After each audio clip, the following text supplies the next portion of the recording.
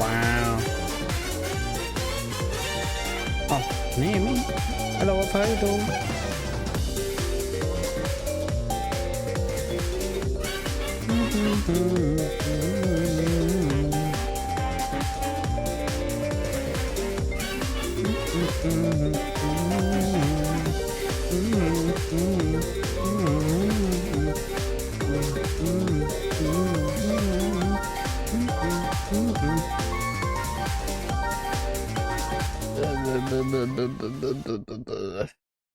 I've done everything. I started everything. Oh, okay, I did the shout out. Hello, welcome everyone. I'm the guy that plays the games. Yeah, I think that was a good. I think that was a good entryway. Have I ever been consistent in my openings? I wonder. I wonder if I ever could be bothered to make a montage of all my openings. I think it's fun that way. I think having the same. Oh my god, this game is very loud. Okay, hold on, guys. This is the game that preceded the Miside game.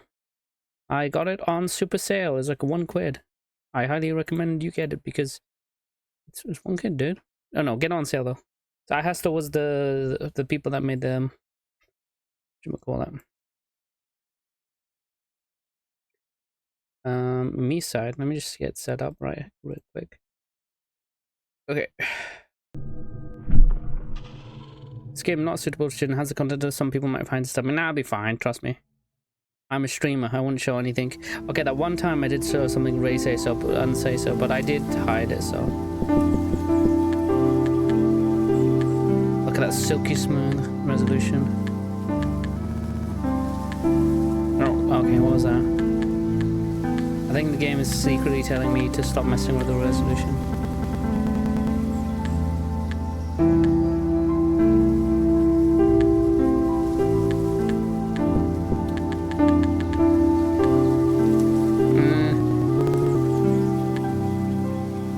Is this game loud?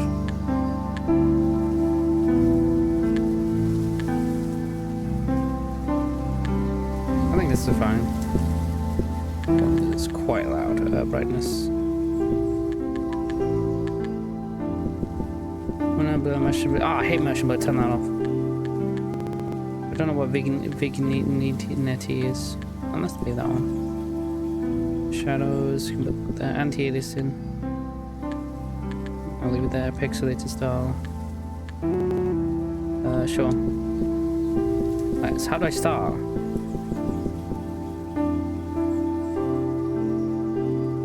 Oh, okay, I see.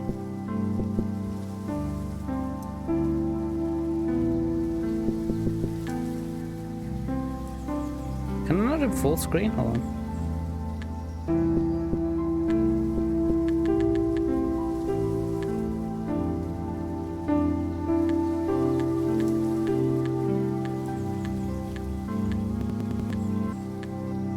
There we go, now we're looking good.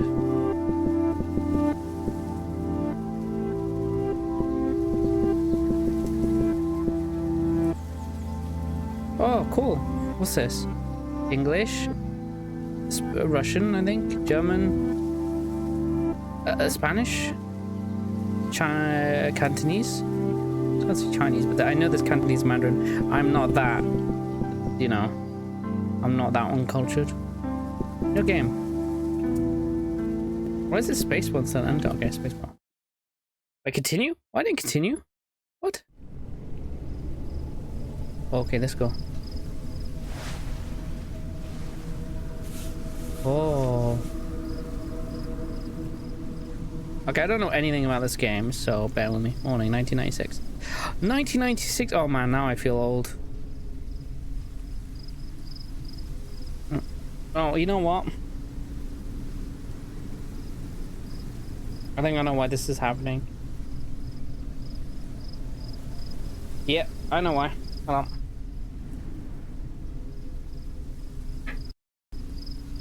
Okay, there we go. Okay, no, I don't know why this is happening. Hold on, let me... Okay, I gotta close the game. But damn it. Exit this. I think I know why that was happening. So, like... Oh, god damn. So, I had my controller plugged in, and sometimes when I have my controller plugged in, it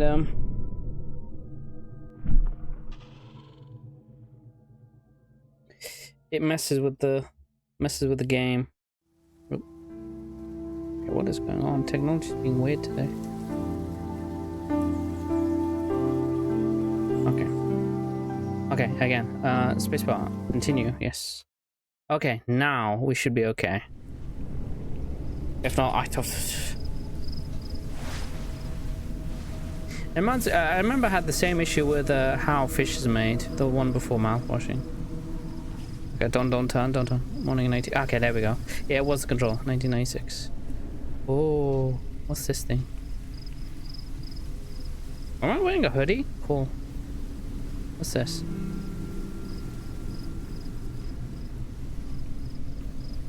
Are you guys seeing what I'm seeing? Is this kind of like my imagination or the art style? I can't run, so I'm just walking, I guess. How did I get here? Where am I? Who am I? I felt like playing this game because, like, obviously I really like Miside. I like the themes, so I was like, let me try that other game. It was like dirt cheap on sale, so I was just like, why not? Because I found out this was their previous game, so I was like, oh hell yeah.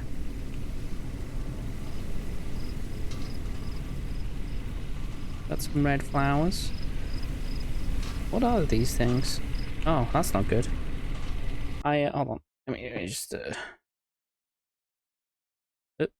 up, up. Okay, we're good.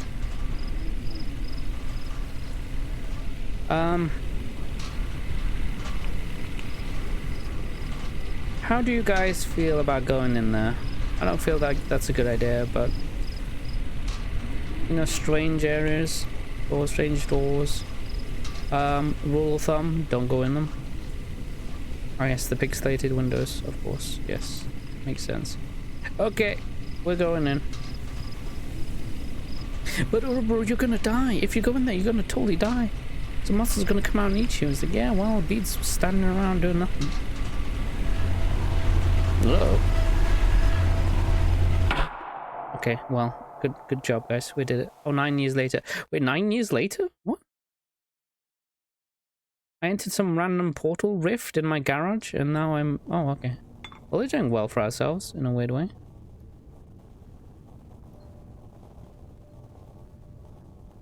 Oh.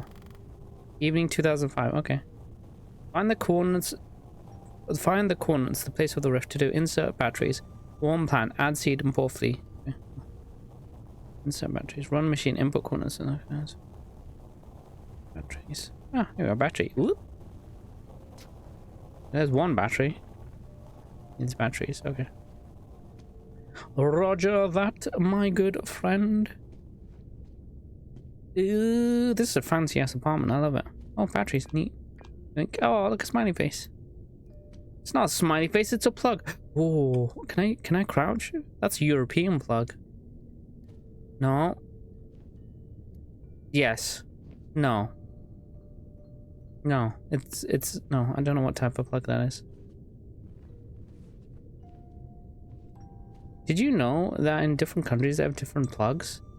Like in the UK we use 3-pronged ones, but in the like US they use like 2 stick ones, like the stereotypical ones you see in American shows. I didn't know that as a child, so what I learned about it. Oh, what am I looking at?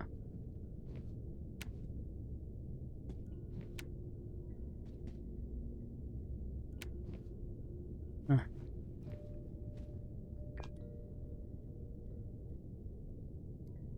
Got glasses, cool. Am I wearing a hoodie? I feel like I'm wearing a hoodie. You know what? Oh, that gives me an idea. You can use, like, maybe you can use VRMs and stuff and make your own character in VRM and then put it in a game. And then that's how you could do it. Pretty cool, honestly. Didn't think of that. I should do that.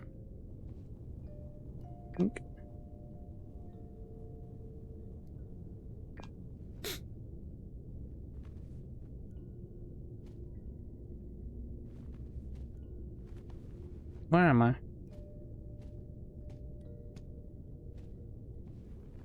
I'm vibing, dude. You know, well, I really enjoy the chill vibes before shit hits the fan, you know, in horror games. It's just one of those things, you know. What's this? Boop. Nope, can't press that. What kind of sneakers do we have? Ooh. Ah, yes, me and my house, in which I have made this great teleportation machine to enter a rift, as you would. There is some stuff for you there. Uh-huh. Warm plant. Needs water. Okay, hold on. Where do we find water, though?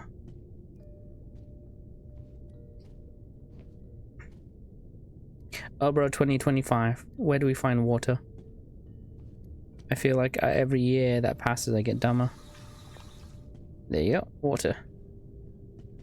That's drinkable water as well.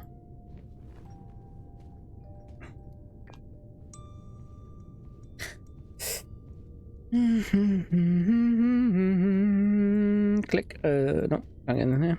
Oh, is this our house? Oh, it is our house. So I literally got knocked unconscious outside the building. Oh, I see. I get it. So we got knocked unconscious outside the building and ended up causing a rift, which is pretty interesting. Use some machinery to cause a rift. You know what this game makes me feel like playing is Call of Pripyat and stuff like that. Stalker games. I can't play Stalker 2, but I'd really like to play the Stalker. Flare, don't drink. I don't know what that means. The batteries. Warm plant. Warm plant? How do I warm the plant? Yeah.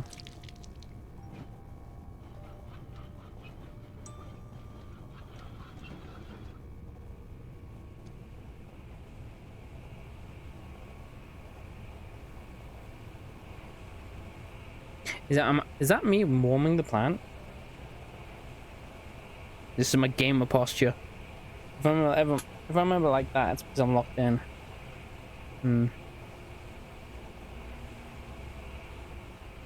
What is that thing? Oh yeah. Okay, what's this?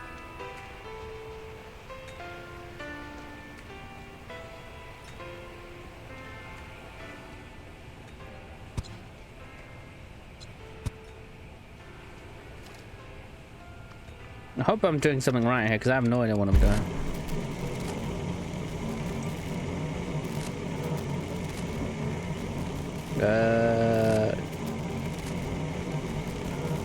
Boop, boop, boop. We just press all the buttons. Is this warming the plant? Am I doing it right? I feel like we started off with simpler instructions and moved to very complicated ones too quickly. Okay, add plant, warm plant, add seed, run machine, input coordinates, activate crystal, solve world hunger. You know what I mean? Add seed. Okay, I added seed. Pour flare. I have no idea what flare is. Flare, don't drink. What the hell is flare? Oh, there you are. Flare. Oh, input coordinates. Okay, well.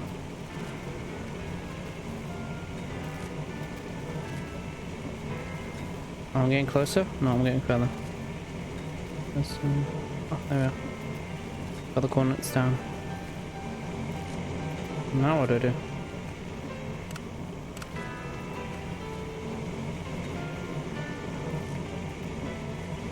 Warm plant, yeah, did that. Add seed, yeah, that. Pour the flare, yeah, did that.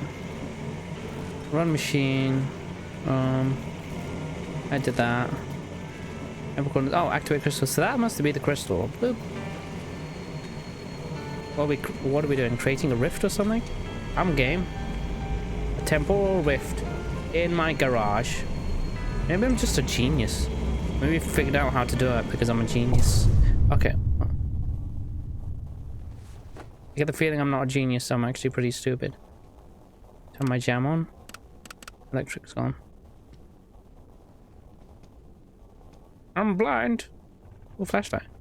I can reset the power in the kitchen. Oh, okay, cool. You know, I know it goes without saying, right? But I really like flashlights in horror games. Like, you play enough horror games, flashlights are like, you know, comfortable for you, you know? They're a form of comfort. They're that thing that you can always rely on. Or torches or lights. In general, any kind of like light generation tool is just a small amount of comfort in this game. Like for most people, they take it for a given. Like they play the horror games, they're just like, oh, the torch is a given, it's terrifying, there's so much dark around, but it's good that you at least, oh, well, what's this? So there's a love heart there. Weird. Was my roof always so cracked? There's a saying that gamers never look up, and I certainly don't look up often, so possibly, was this always here? I pretty should have paid attention, huh? I'm gonna see if there's anything different before I go press the thing. Secrets and all that. Okay, okay, nothing. I don't know, I can't watch the TV. Oh, Miside gets an update. And I still want to play that game. Just, even if it had a roguelike mode or something, it'd be really cool. Because you like the biggest problem with games is the replayability. Once it's done, most people move on. But I think, did you guys see that? This green thing here, was it? No, it's the pendant. Wait. Wait. You know what's cool about playing lesser known horror games is that you don't have these videos explaining everything, so you gotta like try and figure it out yourself, you know? Nowadays every horror game or every indie horror game has like a gajillion explanations for everything, which is great if you don't like me, but sometimes I want to figure it out on my own, even if I'm wrong, you know? I think that's part of the fun. It's like watching like a movie with an open ending and then trying to figure out what the hell you just saw.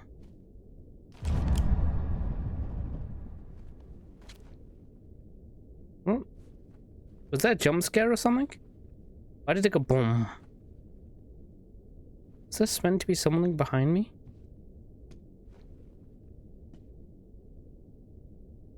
I don't think that was. That was just a fridge. The shadow of a fridge.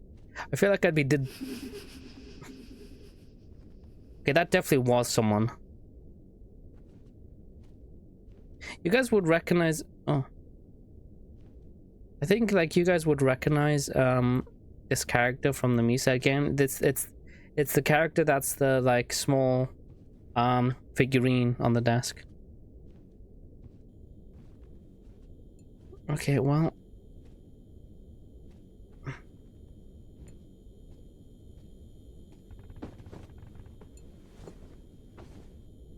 the parts are gone. Okay.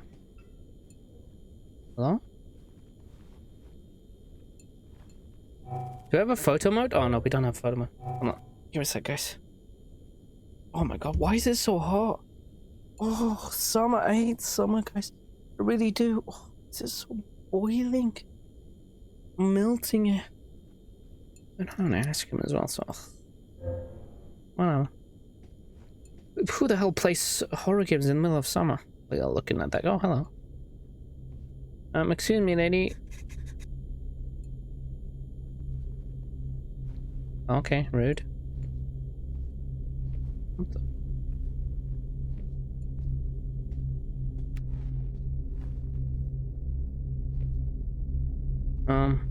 Okay, well. Oh, I see. Well, oh, hello.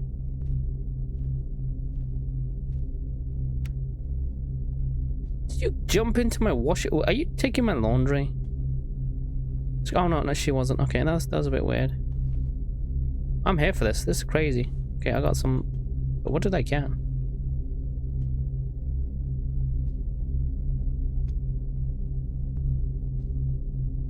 Am I some kind of alien? Or do I have a mask on or something?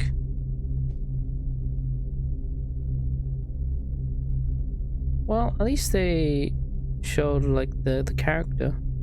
I guess I'm just a faceless main character. In fact, I'm more terrifying. Oh, okay, well. Rude. Yeah, I'm still faceless. Oh, wait. Hello?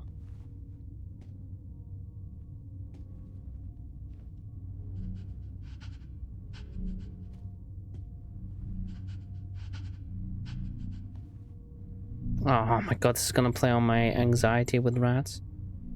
I was just gonna say, am I wearing a hoodie or something? time.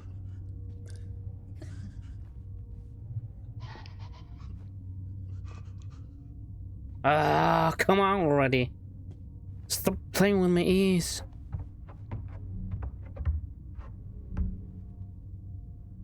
What is this time here? Wait, can I leave now? I cannot. Okay, well.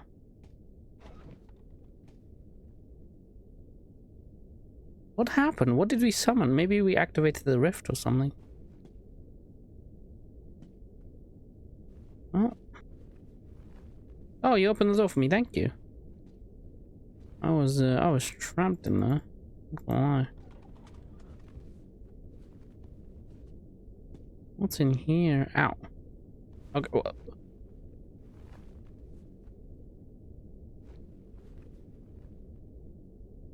I feel like that was not the place I was meant to go.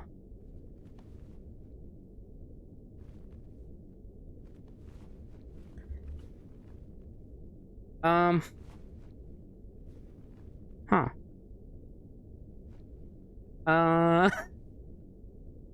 Ow. Um. Let's go back. I'm pretty sure that's not where where I was meant to go. Oh. Okay. Well. Do I need to manually save?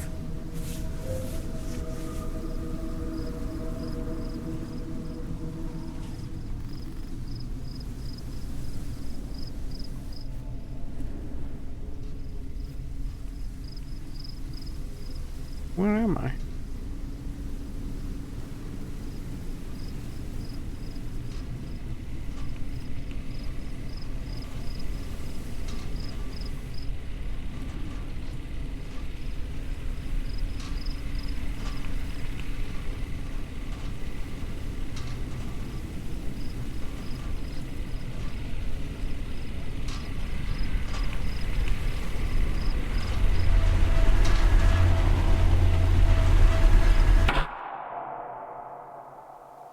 I need to save.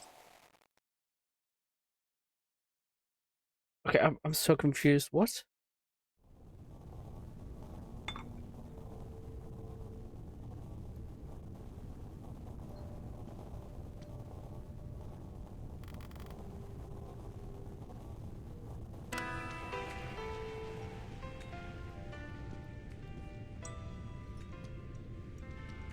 Okay, but back here again.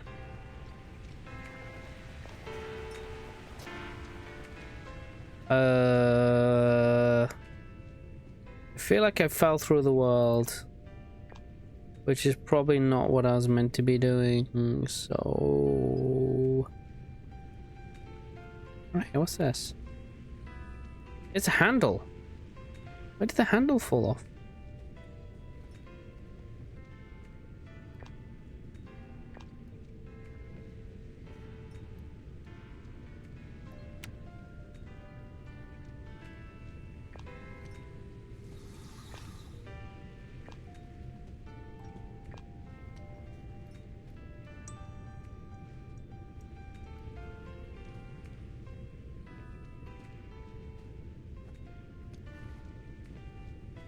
Curious. Okay, now this game's got me hooked. I don't know what's happening. Turn that. There you go. I'll open this, put the seat in there, put the flare in there, turn on the machine. Find the coordinates, switches. Wait, now the coordinates are different.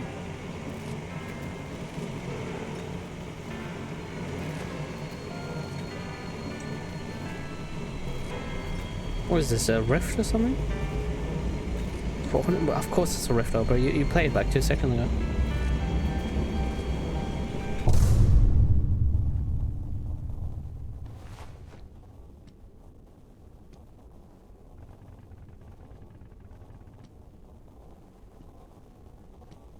Hmm.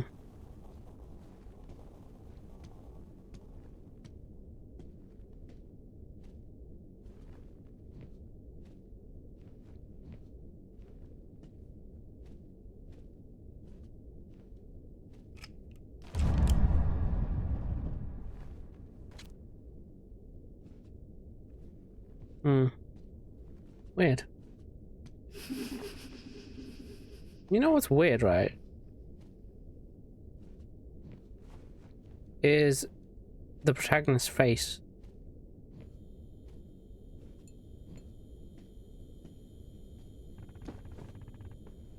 Parts are gone.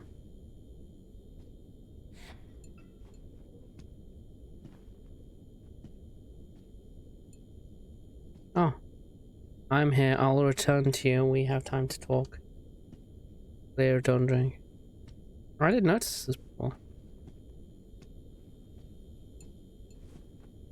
Who this?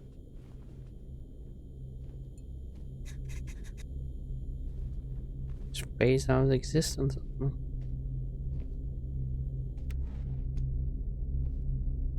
Right.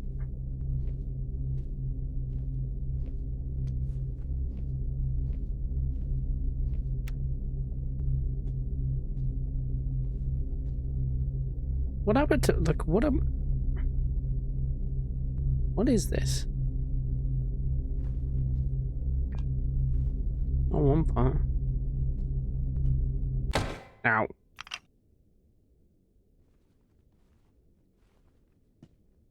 Time.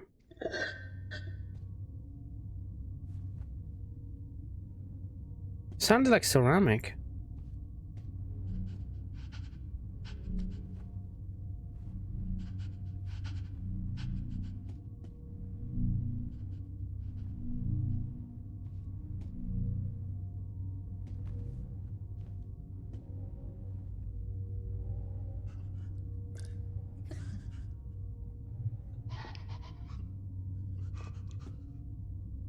How come I look weird?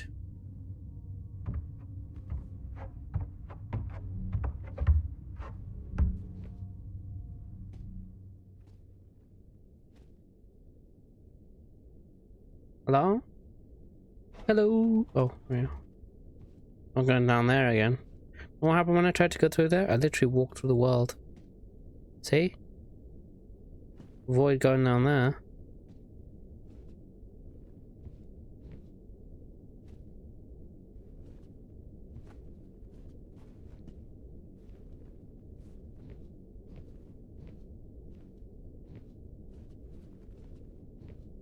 It's wild that that door's not open though.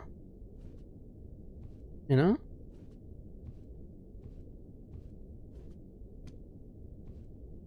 No, you can't go through here. Like, well, you can, but go through this door, right? And then you just see? You just fall out and then just die. Don't think that's meant to happen. Okay, let's head back, Ace.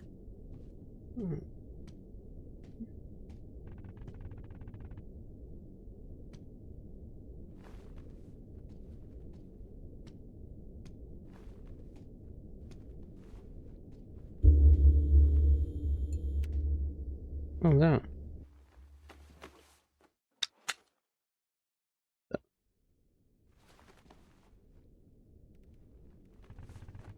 What's that? What is that? Yeah.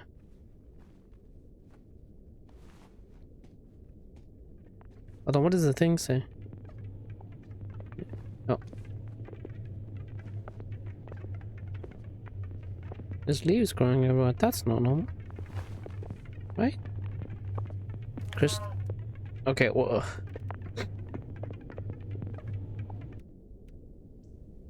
Guys, I think I'm tripping. Is that the flare? What is he? Oh dear.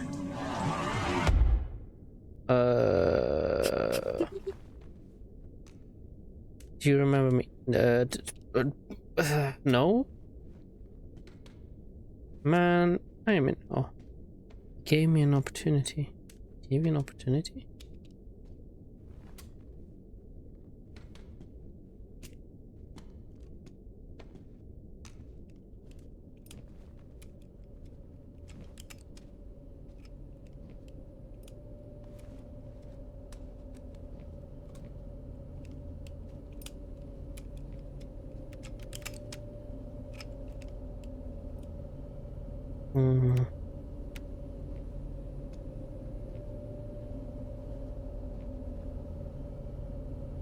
Hmm.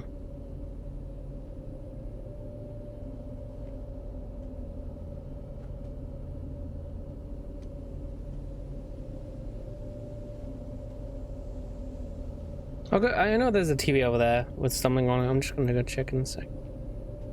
The time's gone now. Hey, looking good. Let's see if I can still fall out of this place. Yeah, it definitely is. So that might be a bug or something.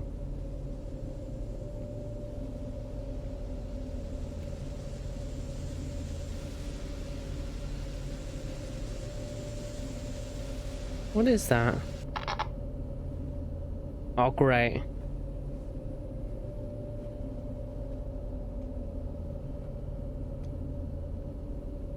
Of course it's locked.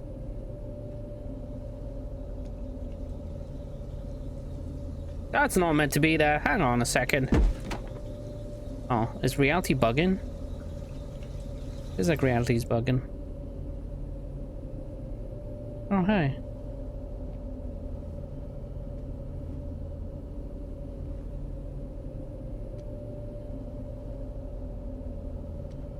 I can't get out. Can't get out. Can't get out. Ah!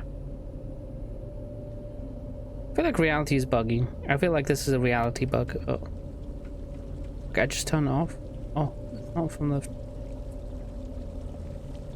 Not from the tap? Could be from the other room.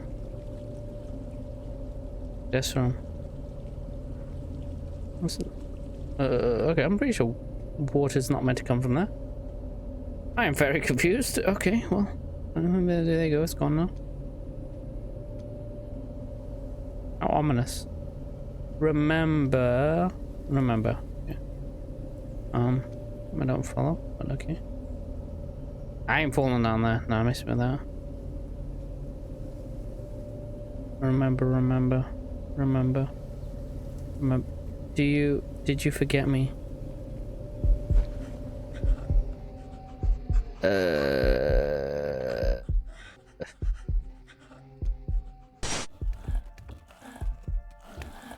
Oh god.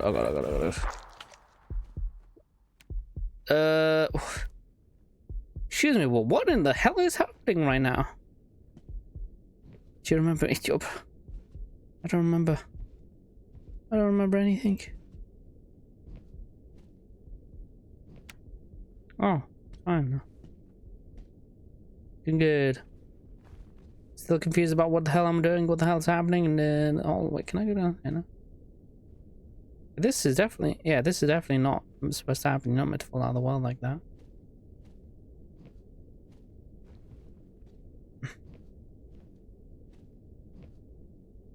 Okay, well, I can't enter there. Can't enter there. Yes, we...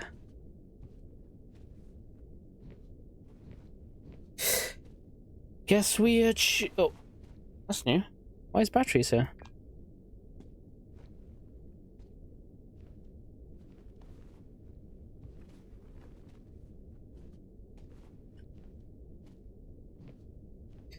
Battery, what are you to me? Tell me of thee. Oh, the door's open now. Okay, let's go check a look. Check it out. Can I put my jam on at least? No. Oh, here's a battery.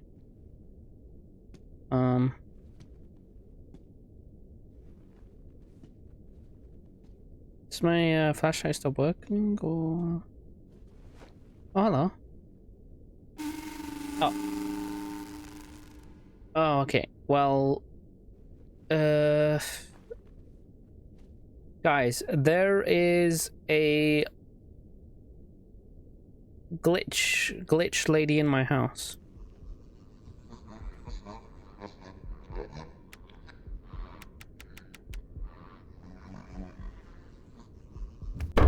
Oh, okay.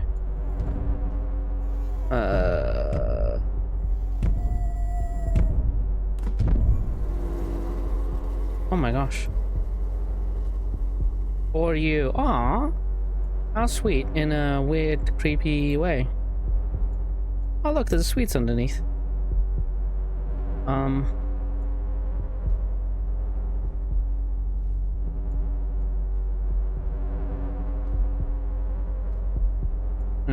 Okay, well. Can I not take it with me? Or, well.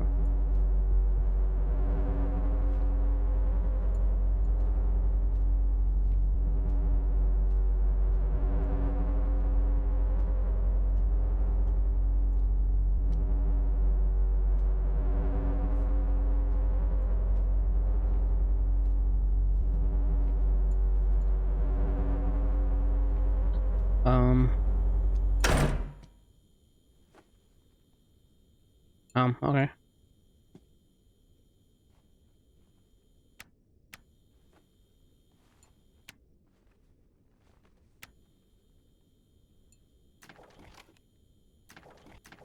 Looks like we're gonna...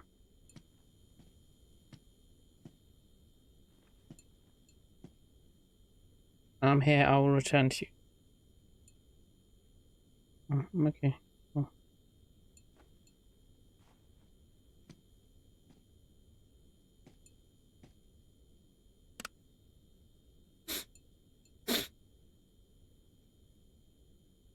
It seems the crystal is gone.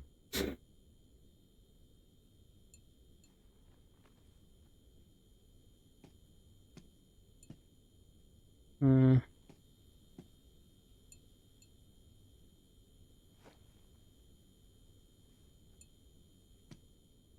Oh, this is the garage. Ah, I see. Oh.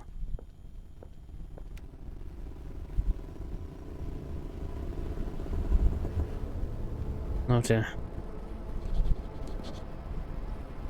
Aw. Like with hydrate. Oh. Well. Creepy. What are these? Cockroaches? I think they're cockroaches. Thank you for the hydrate, what for hydrate? Oh, I do have water with me.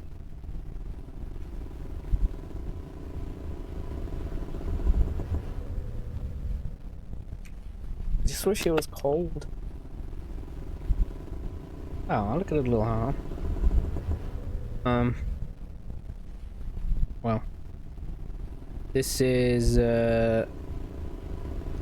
certainly an adventure.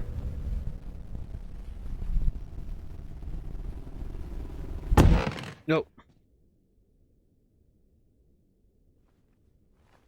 Okay.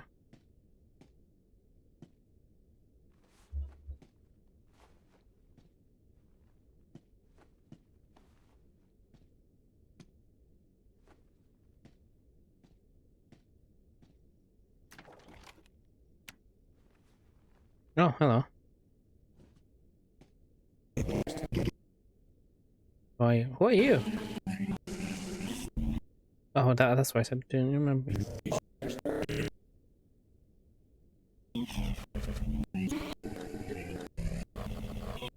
The girl you ignored at school, huh? At school? 11 years. What? What do you want from me?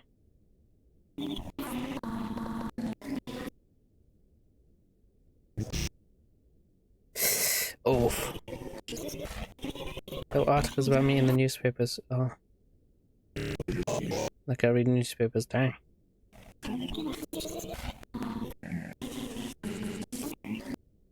I assumed you would look my way.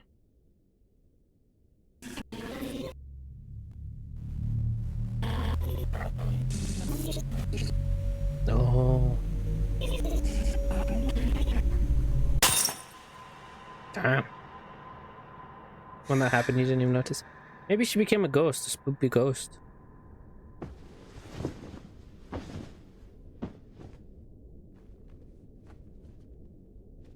Oh.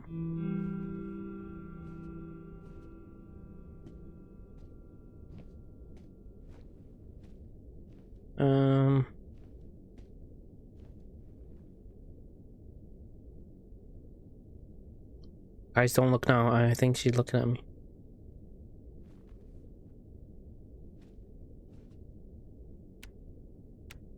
don't know why I keep going to the bathroom. Wait, hold on. This door is bugged though. Well, this time I can't walk into it. So it's not a bug. So what's going on? Oh. It's not a bug. So for whatever reason I could fall into there.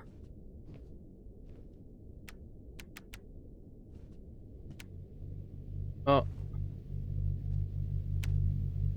Okay. Ah. It's empty.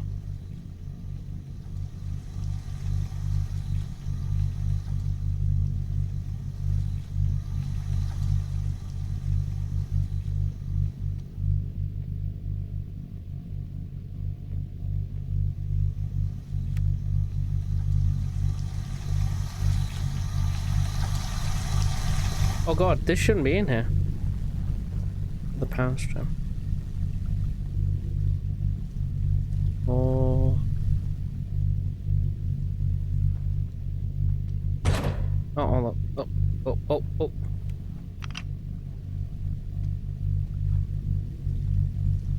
Uh-oh. Uh-oh, SpaghettiOs. Can I go through this door now?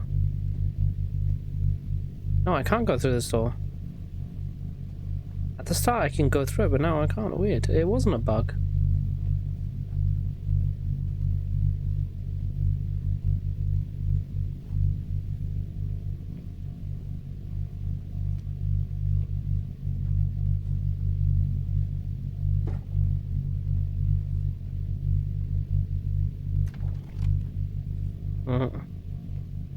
It is what it is, I guess. Yep. That door ain't opening. Oh, I guess it just opens on its own. Okay, that's fine.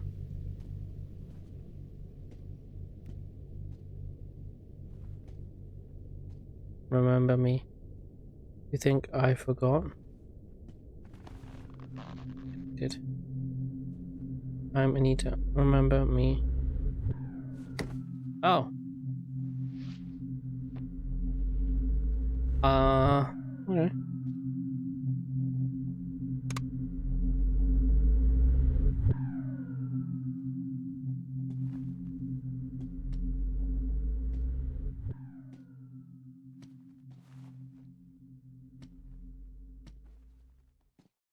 I'm so confused.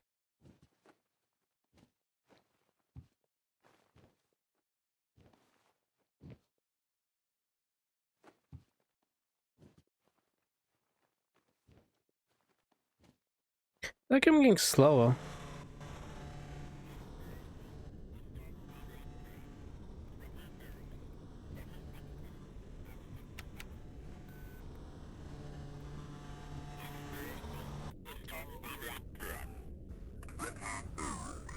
Oh.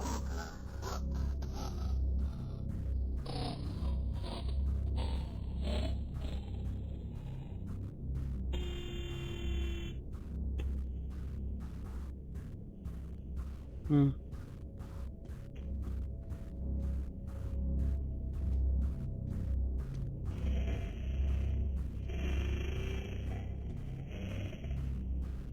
Hmm.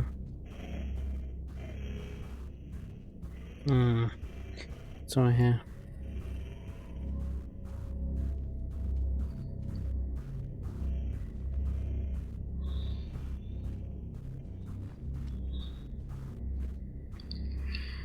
Shit, that's not normal.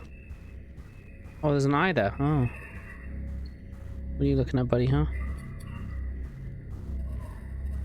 Oh, it's looking at me, I see.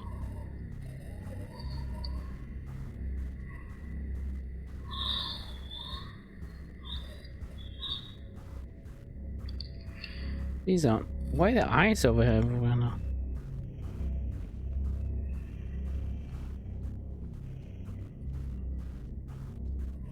Dear. Oh dear.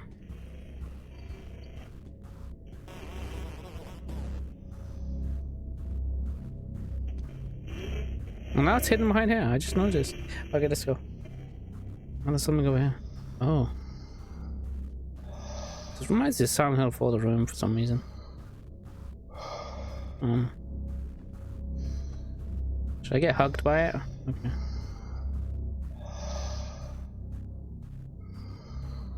Give him a hand. Uh-oh. Oh. That was that thing. Die. Oh, no, no, no, no, no.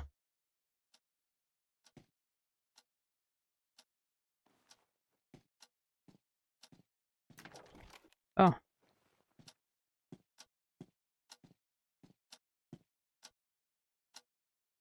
Can't do anything here anyway. Everything's all getting like weird and pixelated.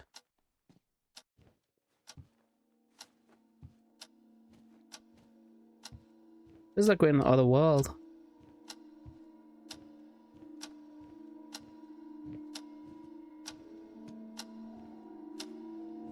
Wait, let's go check how we look in the mirror. Same as always. This is such a trippy game. I didn't understand why Miside ended up being as popular as it did.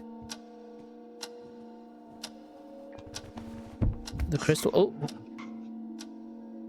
Oh.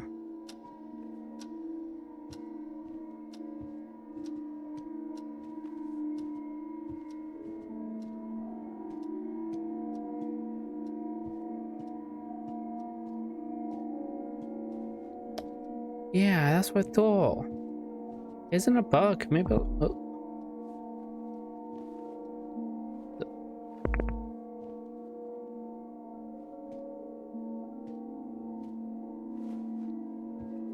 What did I get here?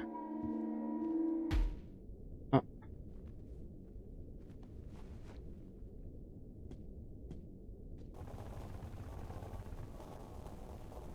Find the key. Oh.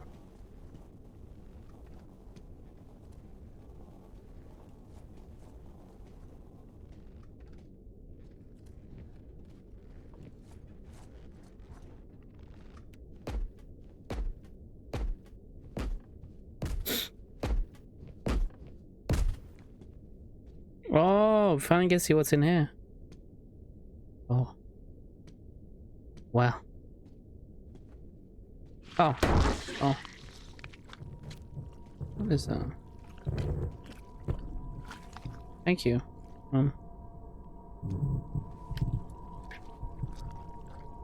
Here you go, I guess.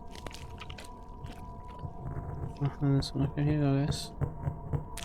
Some eldritch entity. Okay. Oh, you want it back? Okay, here you go. Creepy.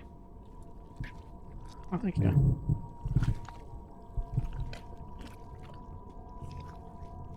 Here you go. I can? Okay, here you go.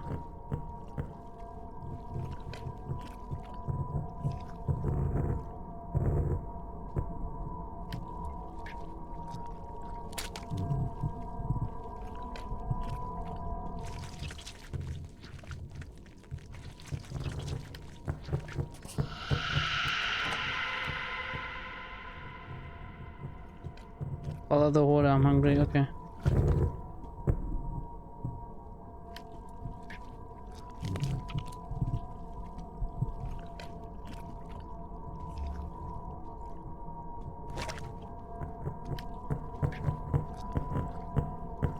There we go.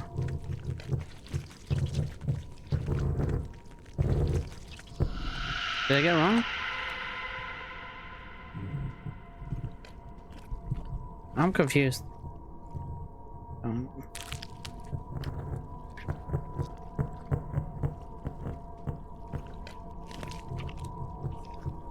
Oh, sorry.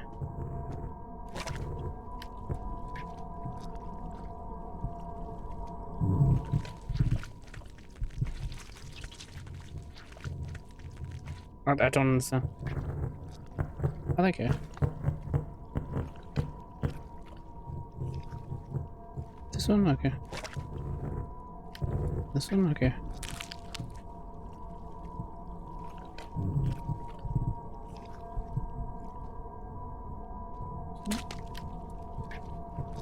Oh, here. It's your creepy little nuts, strange creature.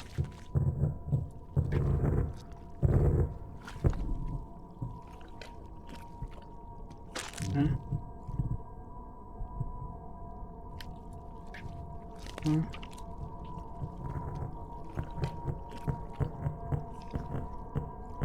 Oh, that one over there. Okay. That one? Okay. Yeah.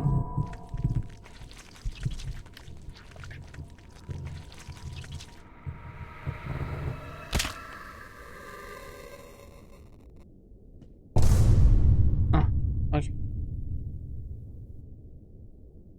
What a strange little creature.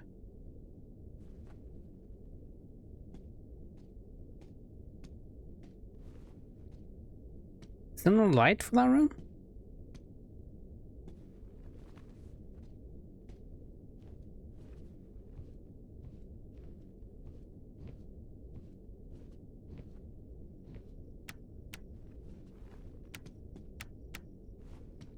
Strange.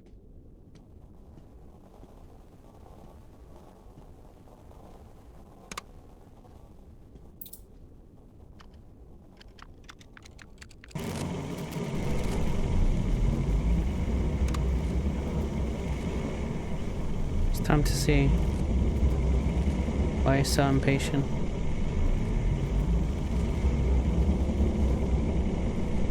Where are we going? What does he want to do?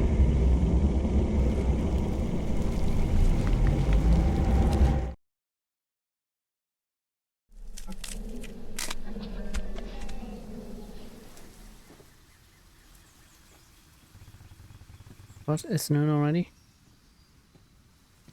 So weird.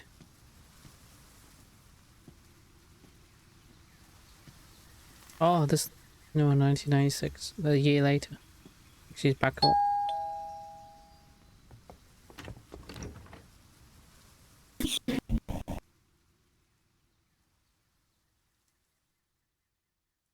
So this was her house?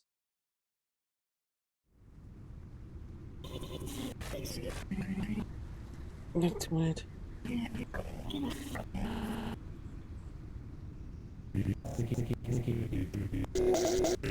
don't understand what's going on.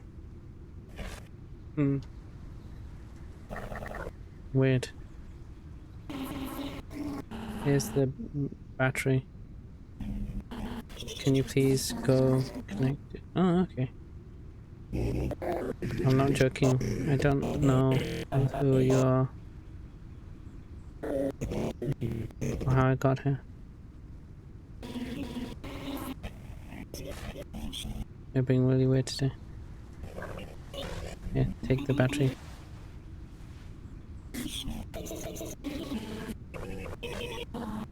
Finish reading the journal. Where should I put it? What?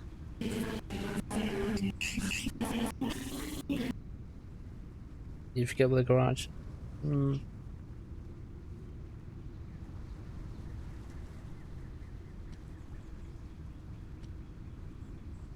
Oh, look at the plushies and stuff. Oh.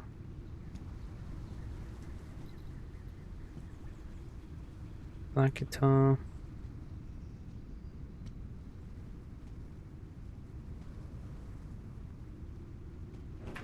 Oh, whoops. This doesn't seem familiar at all. There's the garage. Umbrella. Two sets of shoes. Weird. Let's go to the garage. Oh, the game won't let me explore otherwise. Okay. A house. This house. It's just like mine. Before the renovation.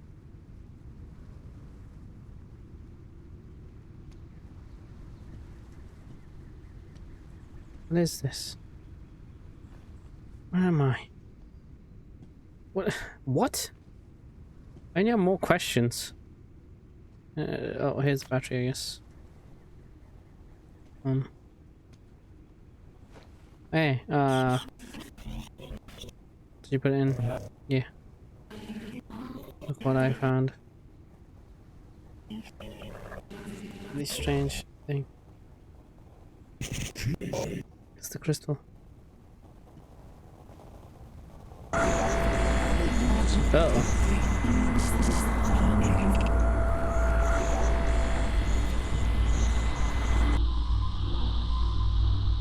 Uh-oh.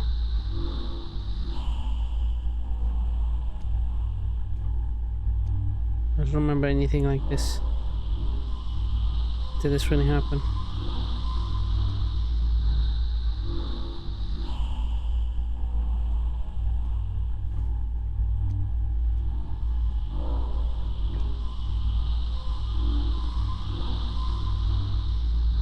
What is this place?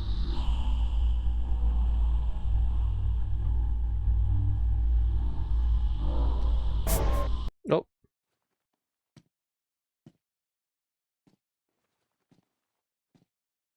Sorry, Mr. Spooky Spangly Man.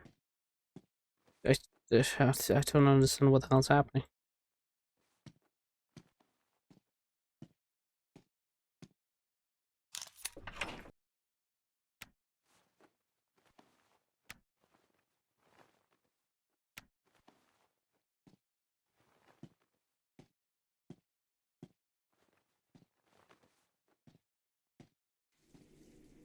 Can't find that anymore.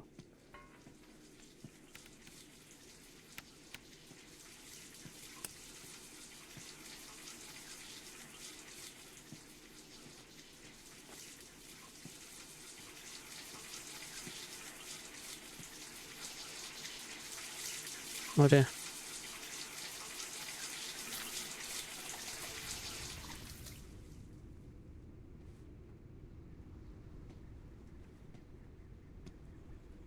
Is this real? I don't. Why are you asking me? I have no idea what's happening.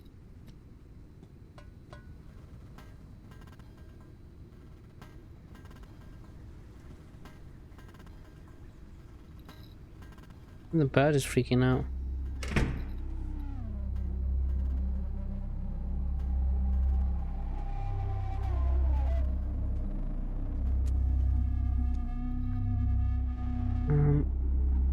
No, I understand. This isn't... I can't read that. I mean, I don't have...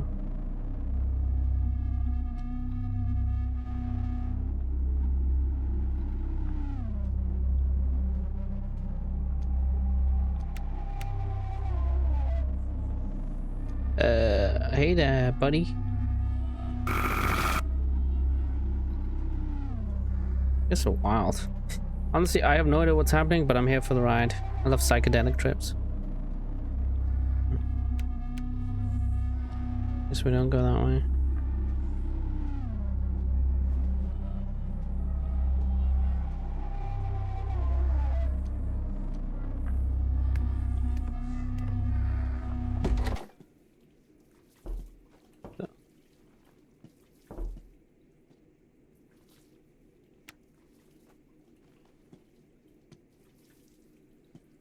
What is happening?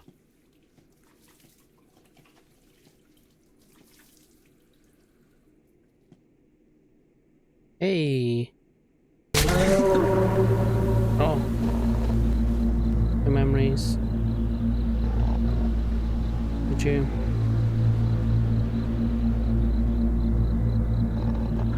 Forget that you were together? You and Anita, have I let us in? You and Anita have let us in. Oh.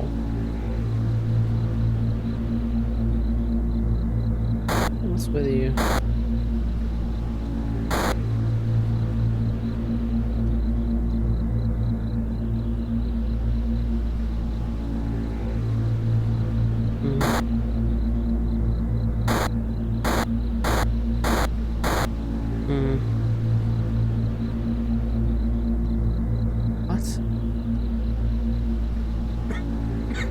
I don't understand.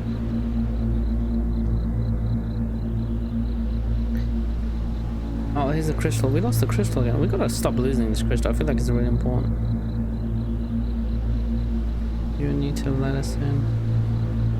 What do you even mean?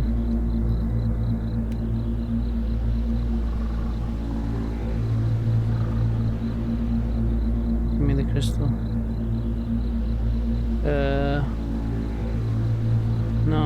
get, well, too creepy and stuff. I ain't giving you crystal. Screw you, man. Creepy ass crystal looking ass guy.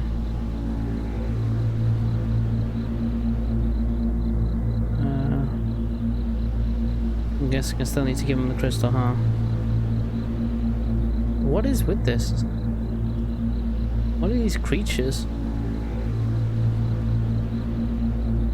I feel like I'm underselling what's happening here. I feel like a lot of this stuff is happening, but I'm more of a roll with the punches kind of guy, you know? Something like this terrifying would happen to me in real life. I'd be like, well, it is what it is, I guess. Oh, there's a light there. Yeah, it's a bit too much to expect a light to walk out. Spooky looking hands, interesting.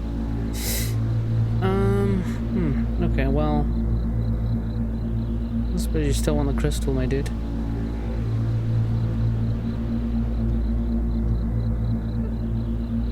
Oh, okay, you don't... yeah, and I'm not gonna give you crystal. Screw you, that's fine. Oh.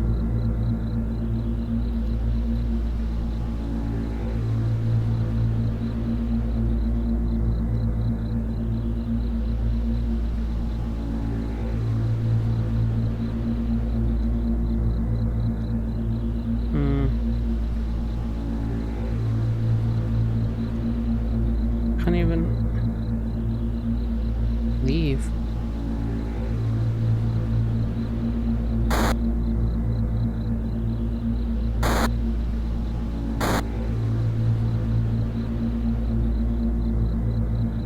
What is this thing? Oh.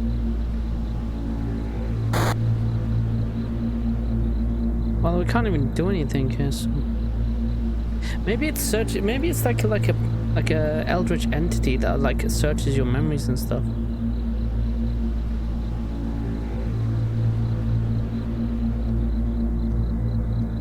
Can't go anywhere. I guess I have to give him the crystal, huh?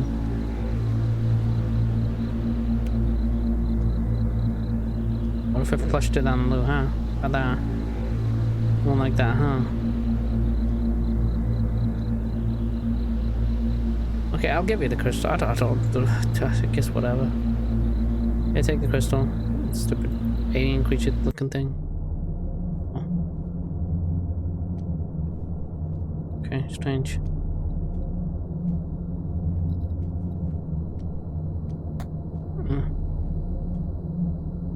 Why does it always rain on me? Oh. Oh, yeah, I think, yeah, I'm glitching.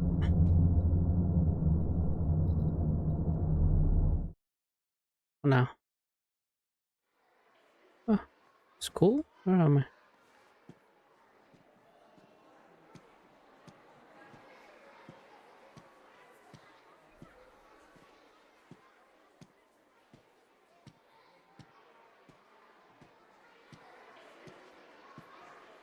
Wait up.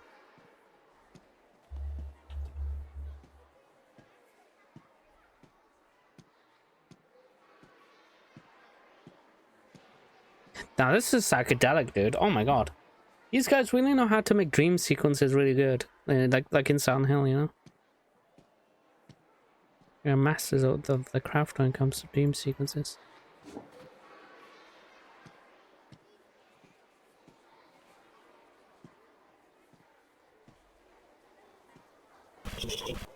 Those beautiful feelings.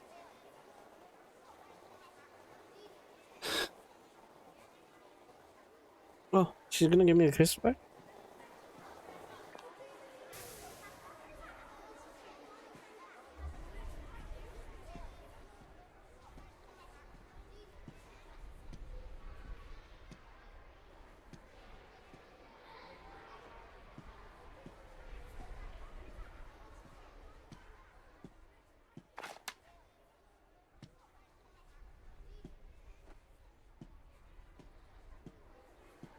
What the hell?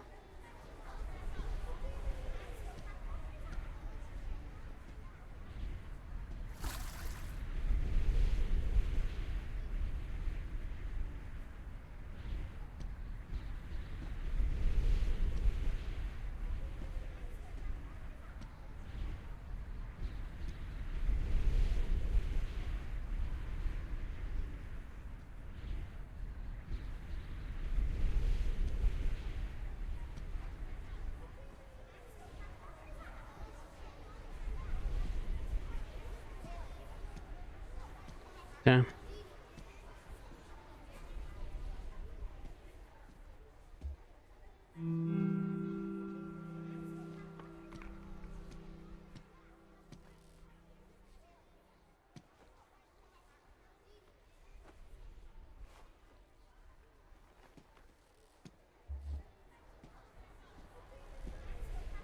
Oh.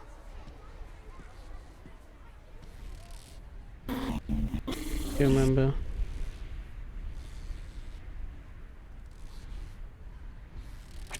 What?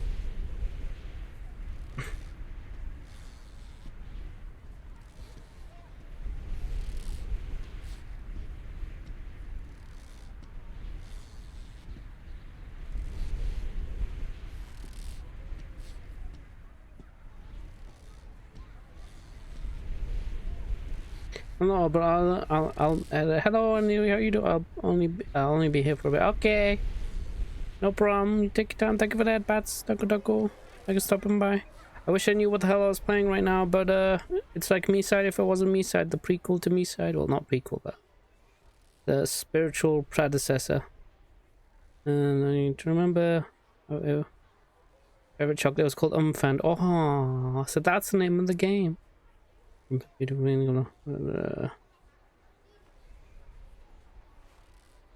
Oh, all the tree things.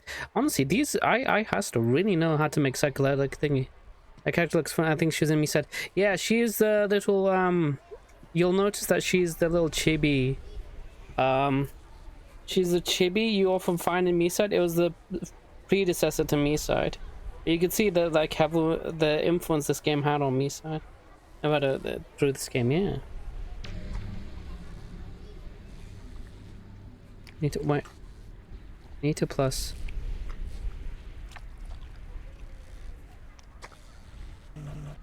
All this happened because of our experiments. Oh, they were experimenting? How? I don't remember anyone helping me. Don't trust that past me. Trust me from the present. Bring me back. Don't understand. I wish I understood as well. Don't trust the past me. Trust the present me. So the present me is the messed up one. The past her is that version, I'm guessing. Right? Okay, I'm slowly putting it together. That's the past her, I'm assuming. Will you go with me? Yeah, don't trust.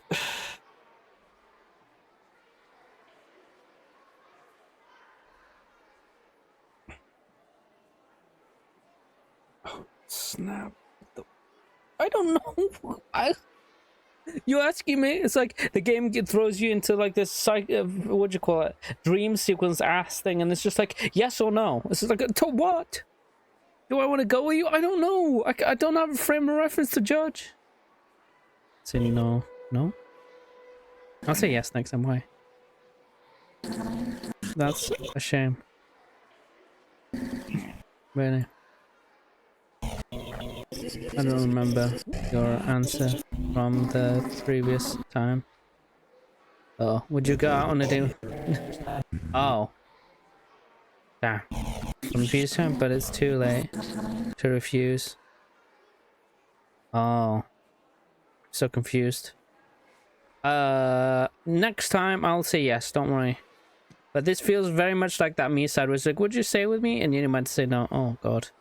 I really gotta hand it to iHas though. They really know how to do the psychedelic thing really well. And this is all you get to play. You get to play all this. And you know what happens in AAA horror games? They put you on the rails and then make you watch a cutscene. But these guys, they let you play the whole thing. They understand games are experience that you need to play rather than just, you know, watch. Oh god.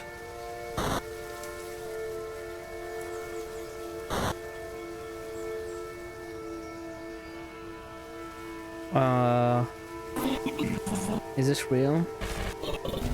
They're finally together. I don't know.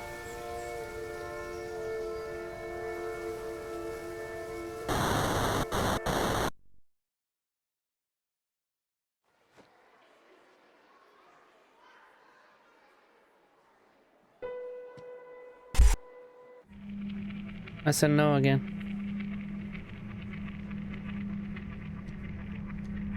He said don't trust the past me.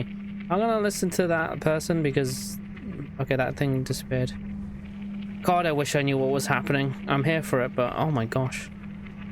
Why? Spooky. Oh, this must be her after the experiments. All these ribbons are worlds where you met. I see. Thank you, strange creature. But something has changed. Something's changed? Oh! Oh god! Ow, ow, ow, ow! Good lord. Did you bring it? Yeah. Here. Evening 1996, a year after the incident. So that must have been our experiments or something. Ah, the crystal! So we were experimenting.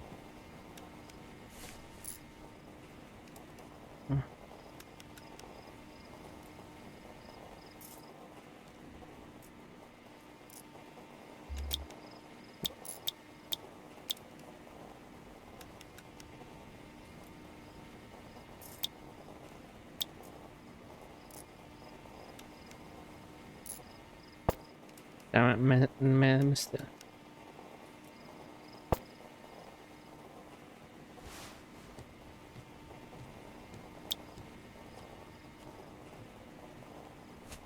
Oh. Okay. Turn it on, okay. Okay, step on the pedal. Okay.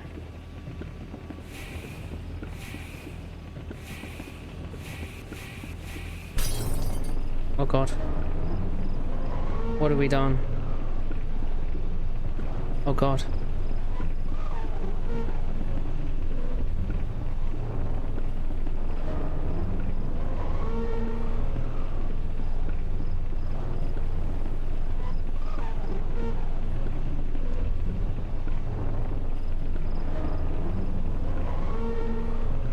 I don't understand. I don't understand! Ah! Hey buddy. I guess I gotta take the crystal out, otherwise we're screwed, huh?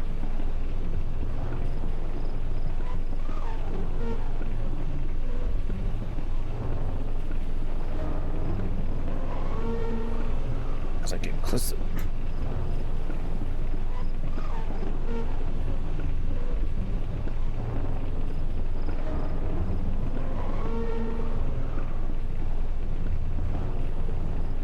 I'm so confused.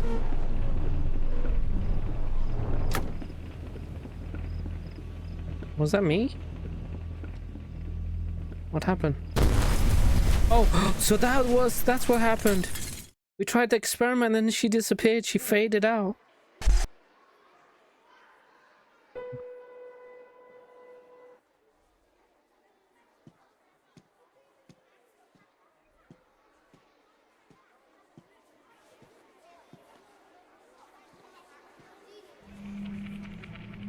Look at my hair.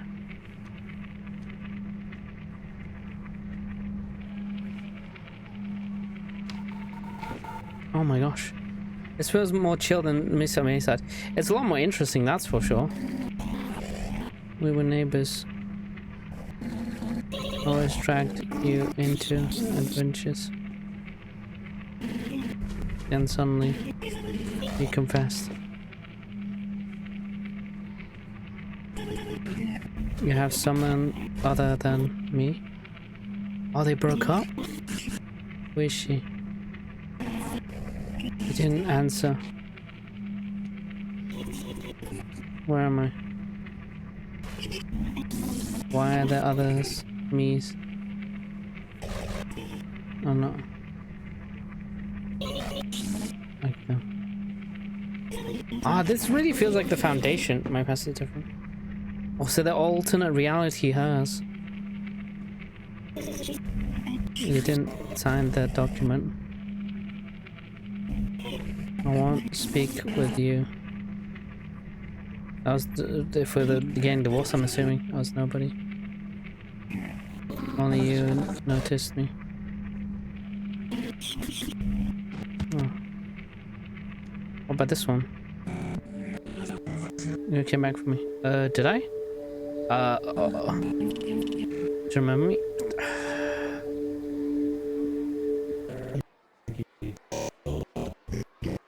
I remember. Oh, he remembers now.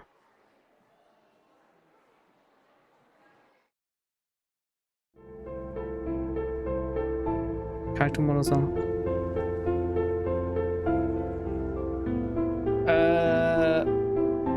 What? Huh? Time-lapse translation ending soon. So, because of the experiment, she got split into multiple versions of herself, and the reason why he was trying to recreate the experiment is to go find her again, to save her. To go into the rift to save her. I think that's it. First game before this I don't know if it's their first game, but this was the game they made before Miside, yeah.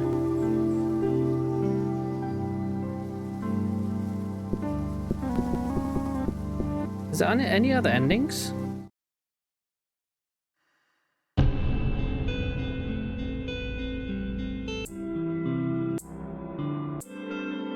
Childhood friend. Secretary, jealous, remembers everything.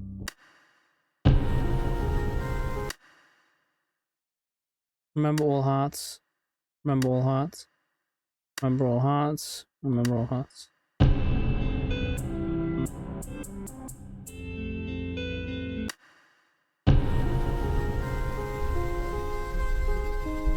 Dead Anita. Ooh.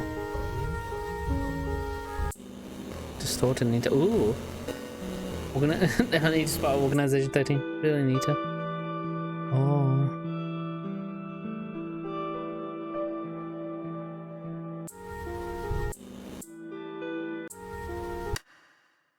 It says remember all hearts, but I don't understand. I'm so confused. I feel like I know a lot less than I used to. So that's the game. I think. I'm so confused. What? Okay, I want to look if there's multiple endings or something, or if that was the ending.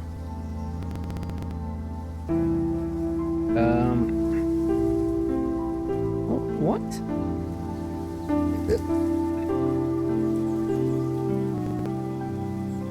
Or maybe it's like a non-standard ending.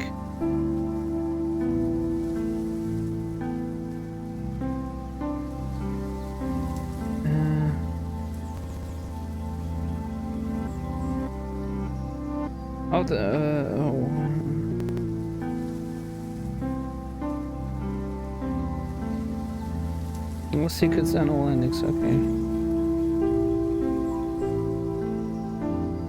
There's not. Wait, is there other endings or something?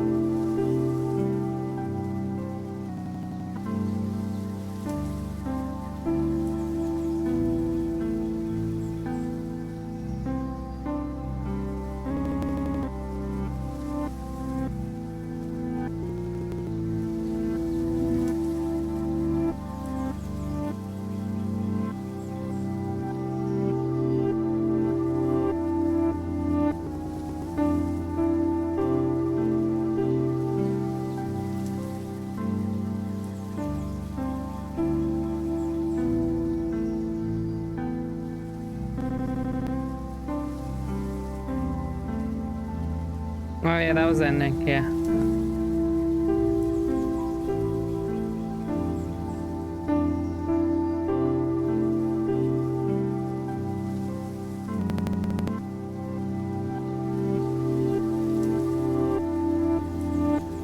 One thing I didn't get was all the hearts, but if it won't change the ending, then I won't trouble myself for that.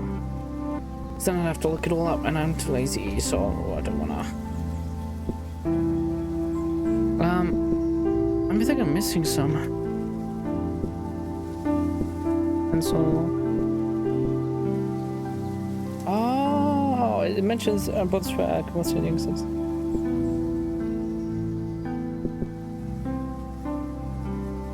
I forgot about the robot.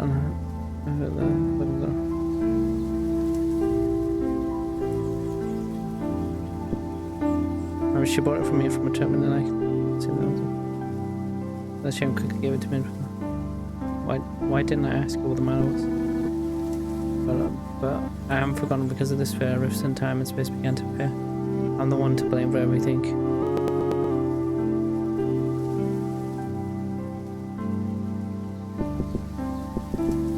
I'm missing a couple of hearts.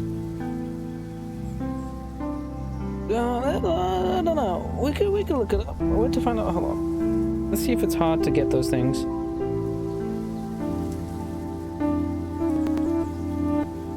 Hearts. Location.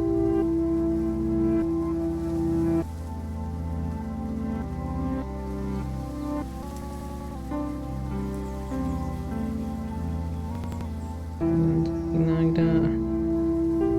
White souvenir. What am I missing? I'm missing the music books here.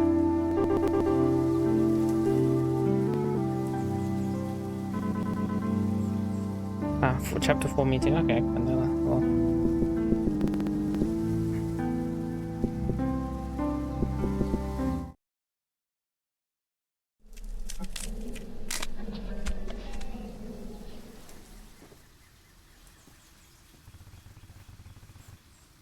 I really like the I has those games, honestly.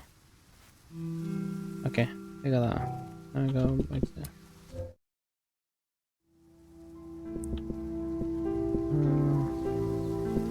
Just need a pencil and logs. Where can I find those?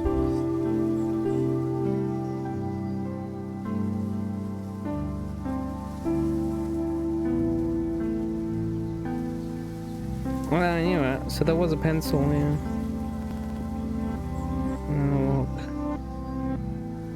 Oh, okay, we can get that. And then we'll just read them and then that'll be that, I think.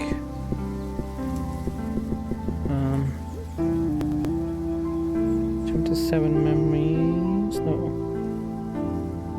Chapter 6 clash.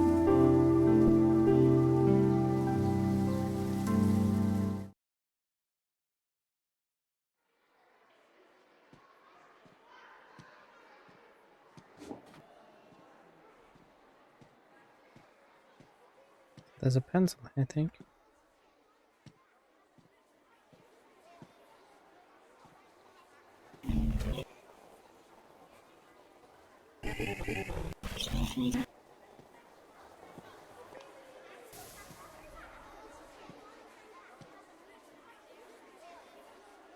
Where's the pencil? I'm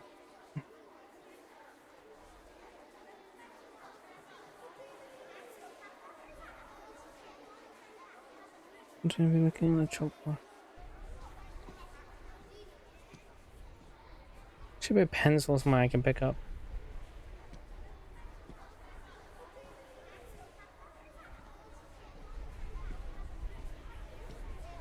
Ah, I found it.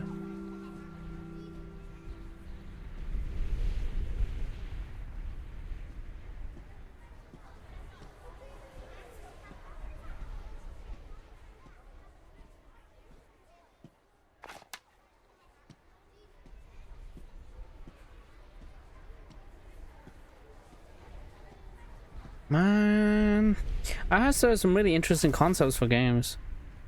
Like, I would say that one of the few indie developers that are really pushing the whole, like, story forward. And most horror games is like, oh, curse and this and that. This is one of the... I really wish there was more horror games that dealt with the horror of, like, alternate realities and stuff. From my friend from me said that of the presentation really 9-day. I feel like Umfend has its own charm. Like, I feel like Miside is more accessible because of the anime aesthetic. But I feel like Umfend has its own charm to it. You know? Although this is talking from someone who enjoys both, so... You remember? I'm gonna say yes this time. So I love these things, like the ambient, like the game. The game has jump scares, don't get me wrong, but my favorite thing about this game is how it does this whole psychedelic thing where it starts messing with stuff in the environment. Most other games were just like, oh no, the time's changing, but look, like that, for example. You wouldn't notice that, but in these games, they just do it. It's just happening, and then it lets the player figure out, you know, and see what's happening around them. And it gives this, like, weird sense of foreboding and offness. It's like that something's off in the daily, you know? It creates a really surreal feeling. I don't think I've played in other indie horror that's done this yet. Well, apart from Miside, I guess. But these guys really know how to do the whole psychedelic horror thing. I would like these guys to do a Silent Hill type game. I think they'd manage to do it well. I think they did it so much better than in Silent Hill 2. Which still did the whole psychedelic aspect. I don't know, new technology, blah, blah, blah, yeah. But I would really like to see this sort of stuff in Silent Hill F. I'm really hoping for that. The crystal now. What do I do with crystal? There's one more thing we need to grab, but I want to... Can you see that name? No, it's just F.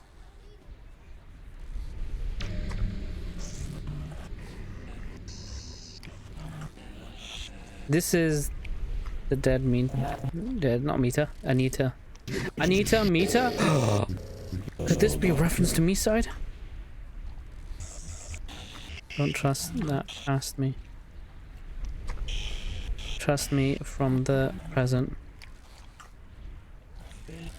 Bring me back.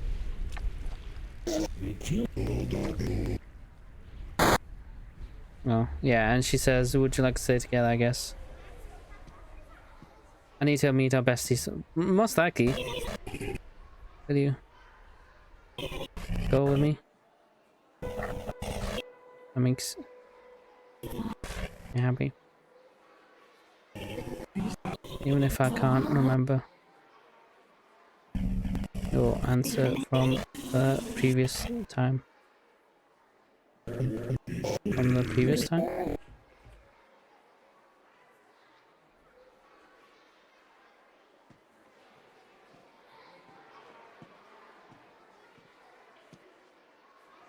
Nothing's happening? Yeah.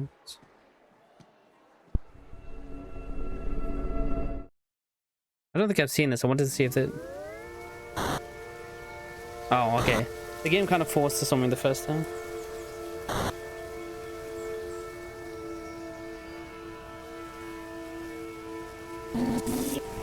Is this real? You finally... Yeah.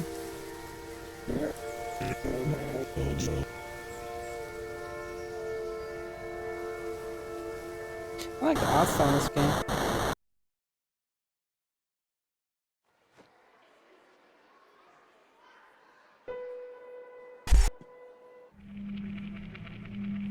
There. Should we exit? We've got one more to do. Oh, there's an epilogue? Okay, well, we got one more item to get, and then we'll read everything. We'll read all about the backstory. I was assuming all those items you get were like all the memories in present form.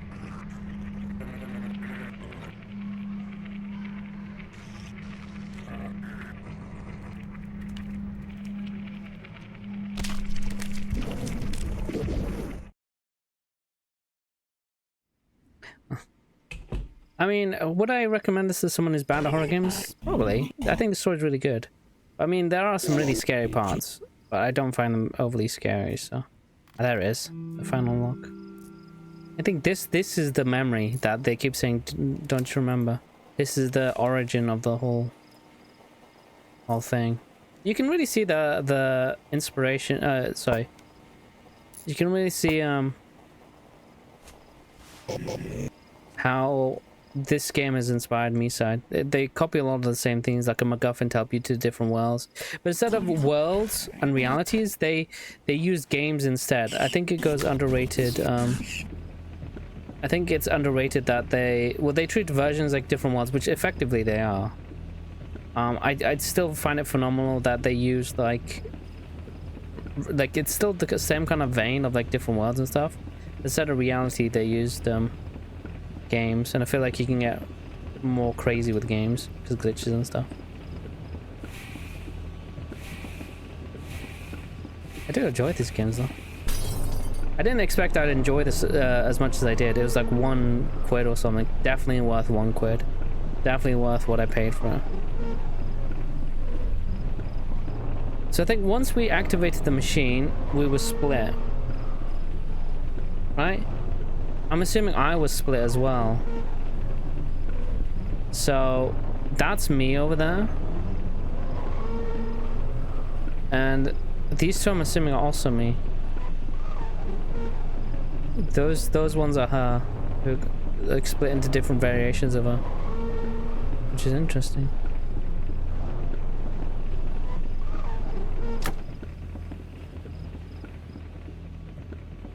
And this is the start of the game.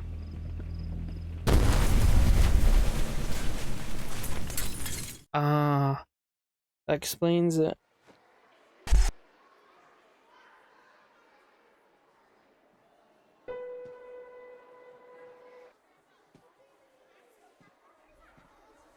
Or maybe that's also her. I don't know. We'll see once we check the thing. I just want to replay this part. It's so psychedelic, I love it. So these ribbons are all the times we met. What if I go down here?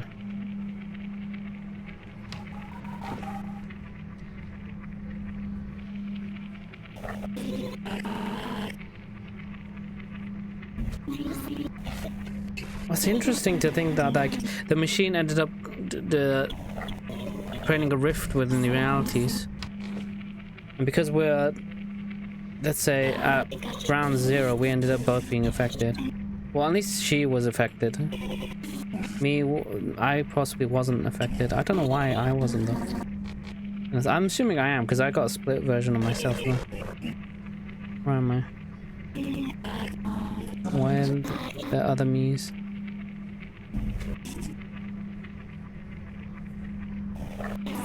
Not like them. Their face is different.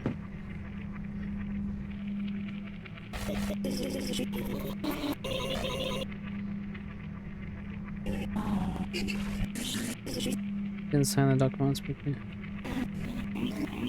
That's dumb. Oh, you nice.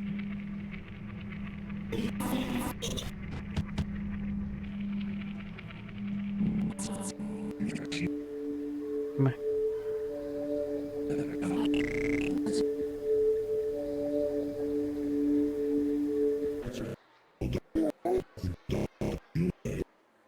I remember. Oh.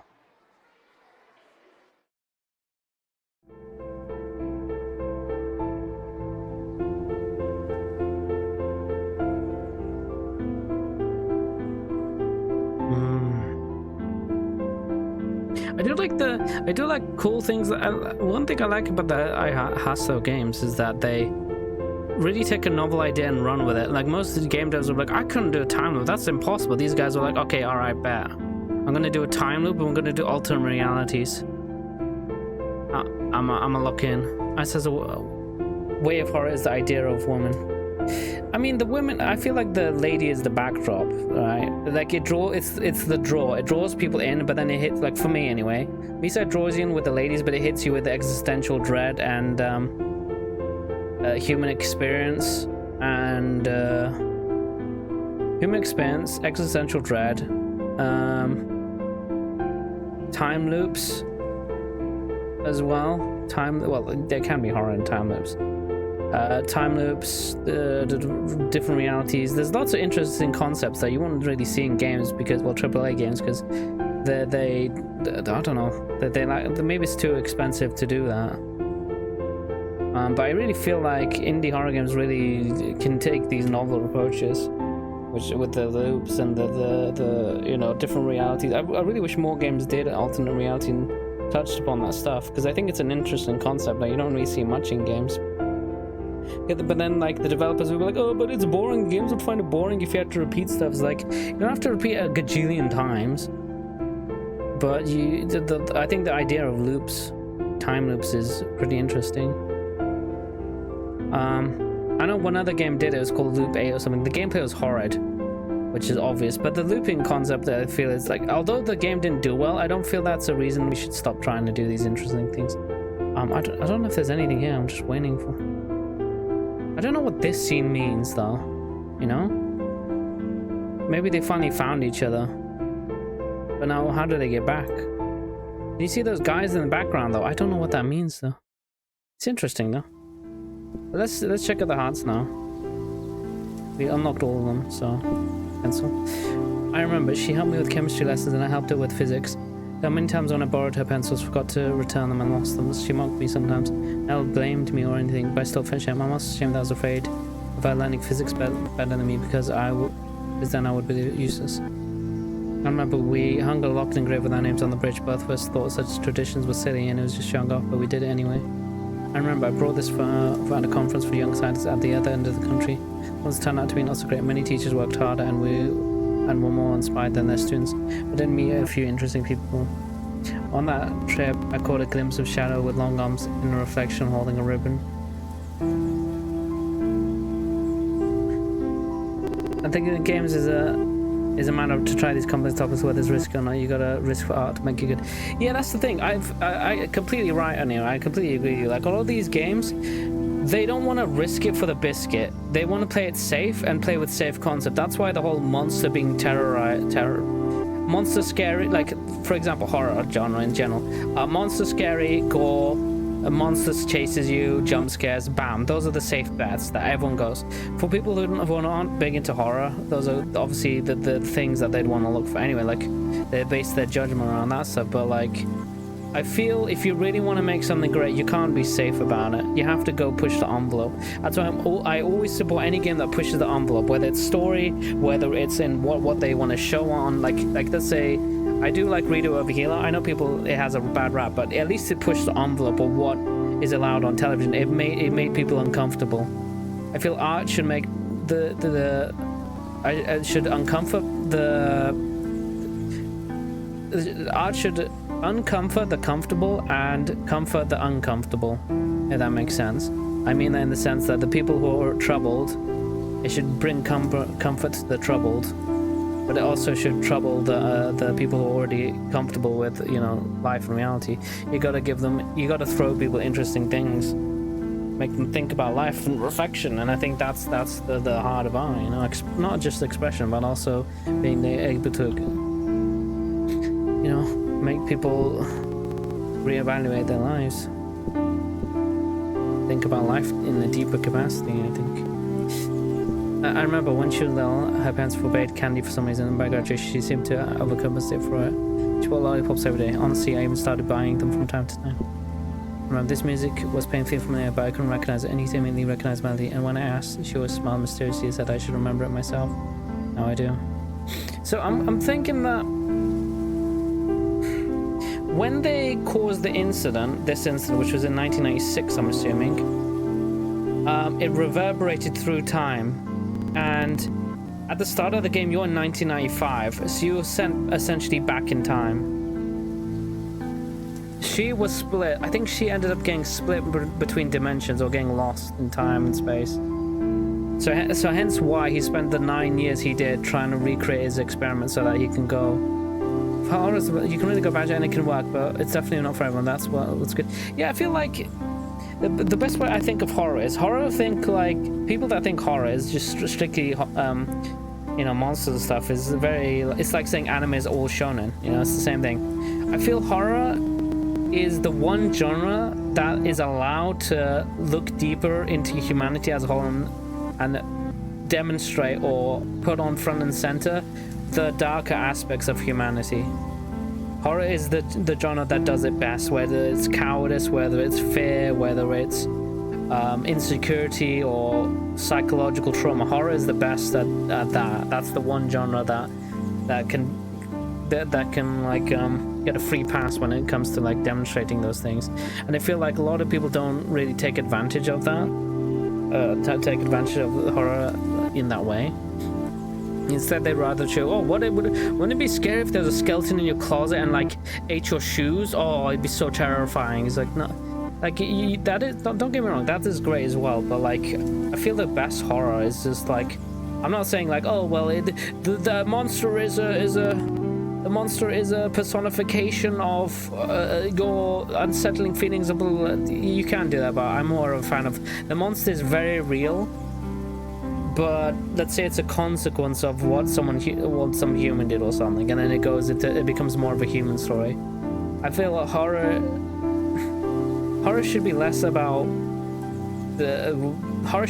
monsters and more about the darker side of humanity, which in my opinion is far more terrifying than any monster anyone could conjure in their minds. Because at the end of the day, people can conjure up more horrifying stuff for themselves than anyone can draw something horrifying for others, I feel. Well, that's for me personally.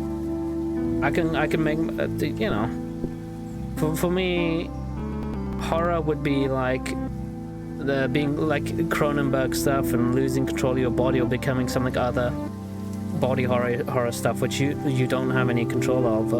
Obviously, you have the horror aspect of being monstrous, but the most terrifying thing is not being able to control something terrifying happening to your body, which I really feel is cool idea. Makes it more human, makes it more real, and people can relate to that, you know. I could really expect more in my giant ass 15. How many hours are we up to now? 48-hour essay video on it. I'll get around to it someday, don't worry. I remember I couldn't erase what I wanted to and forgot about the rubber. I don't understand what rubber means. Rubber means condom, right? Another little thing lying in a pile of useless stuff. Now I'm reminded of how I tried to... Oh no, this is a eraser. Oh, they say rubber. Okay, it's an eraser. I get it now. But now I'm reminded of I tried to erase the confession already written in someone else's textbook. I just bought a new textbook and returned it instead of the one with the confession. The words never reached the one they were intended for. He never confessed to her? Remember, she bought it for me from a trip abroad. I never liked it for some reason. It seems Anita wasn't fond of it either. I was ashamed to quickly gave it to me as a present and forgot about it. I didn't ask her what the matter was. I'm forgotten because of this fear. Rifts in time and space began to appear. I'm the one to blame for everything. Oh, damn. Which is funny because a lot of horror fans are saying it's not that deep.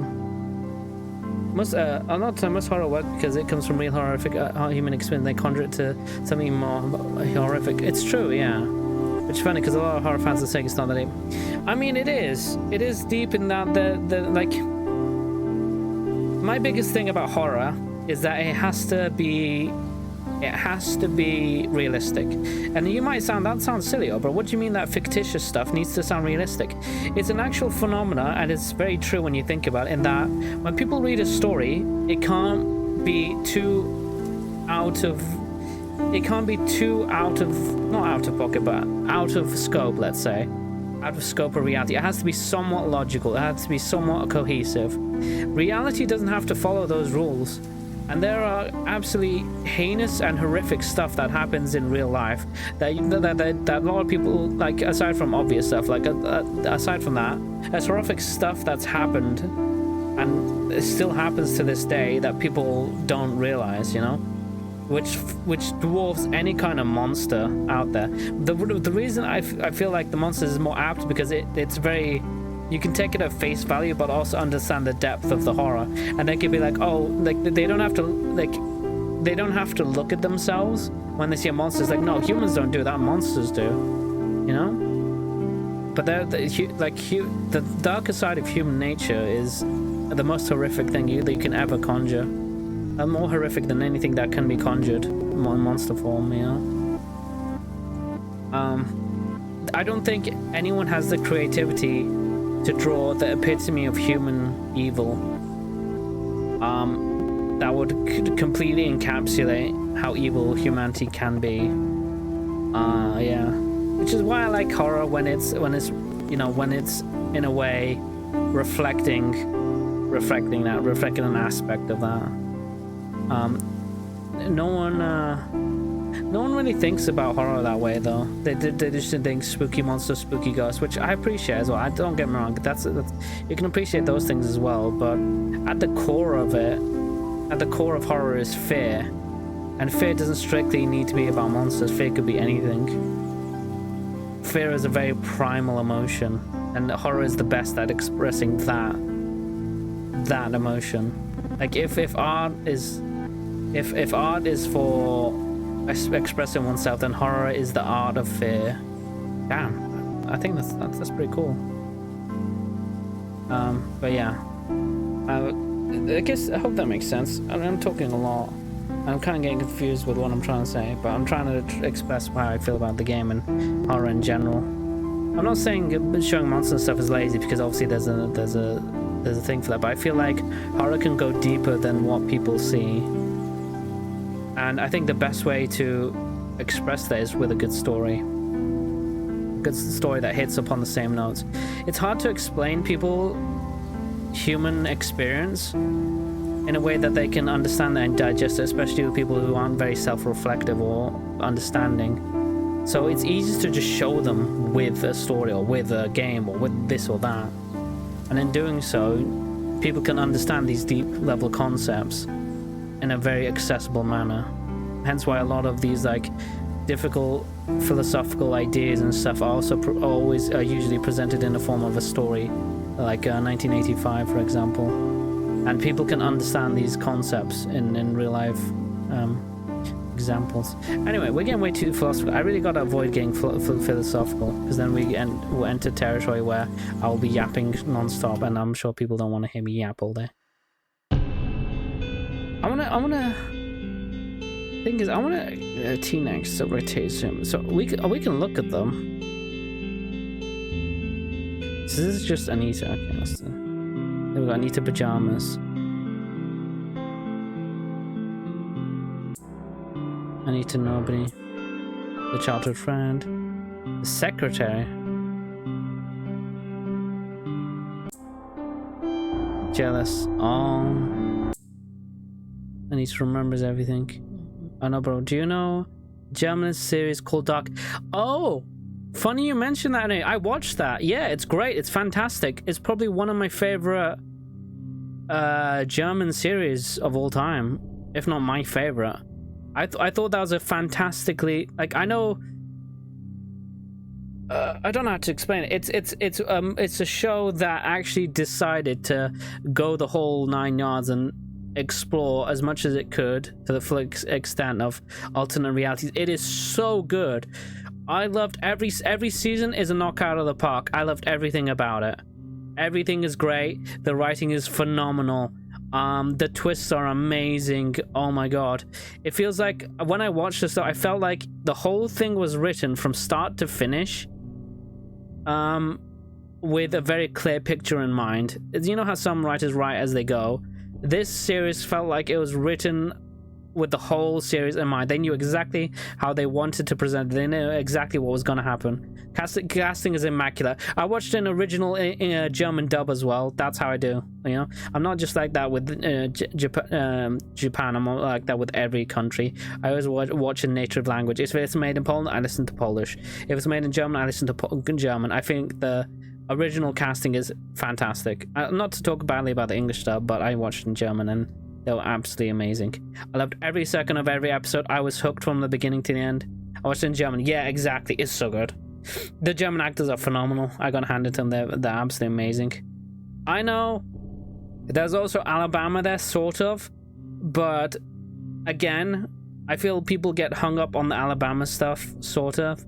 But like they miss the forest for the trees, you know?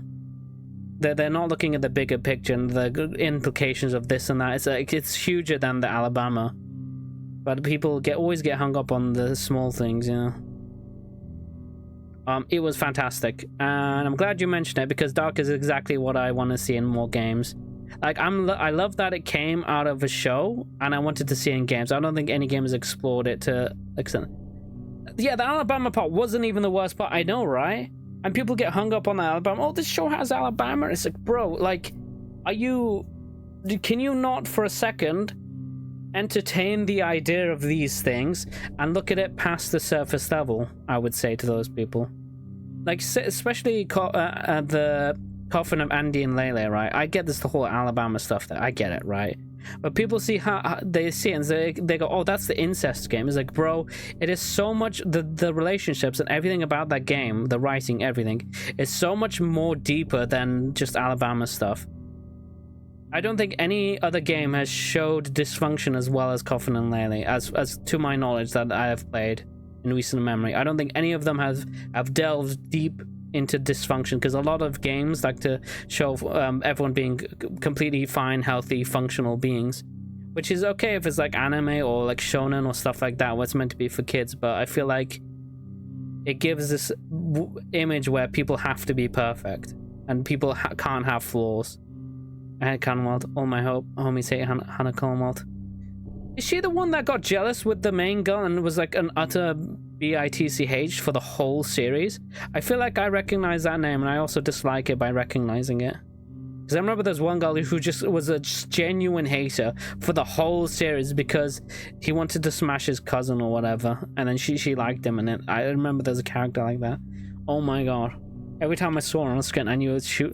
I don't think she ever got redeemed. I might be misremembering because it's been a while since I watched it, but oh my god. Oh yeah, guys, I would heavily recommend go watch Dark. It's amazing. If you like this game, go watch Dark. Okay, I want to see. Oh, that's me. Oh, fantastic. So this is me. I knew I had a hoodie. The thing is for Dark, it's clearly meant for those that like you're older and you know it's bad, but that was ever the point. Exactly, yeah. I mean, like, too many adult shows are sanitized. It feels like adult shows need to be made for teenagers. I like adult shows that are adult and deal with adult topics. But then people are like, but now you have adults these days who can't even handle adult topics anymore. They can't even humor it for a bit. Like, she didn't get redeemed, but she was the other one character after Jonah's father day. Yeah. Oh god. The whole series. Oh my god. What a wild ride. If you know how people say if I could forget the game or forget the show and watch it again or play it again, that's Dark for me. I wish I could completely forget everything about it and then go watch it again. And oh my god, oh my god, it's so good. There's only that's us, so that's it. Lily, who's Lily?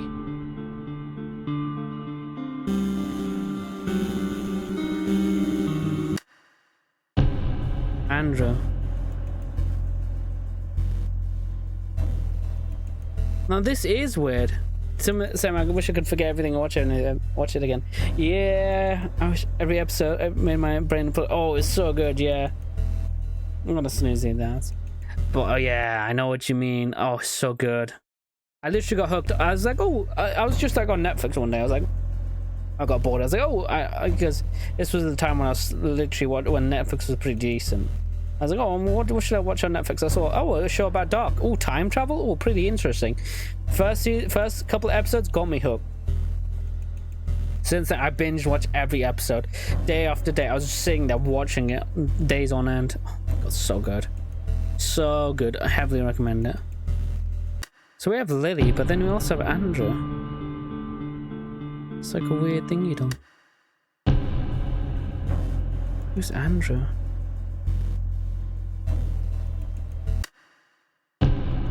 Boy. Oh, it's a boy.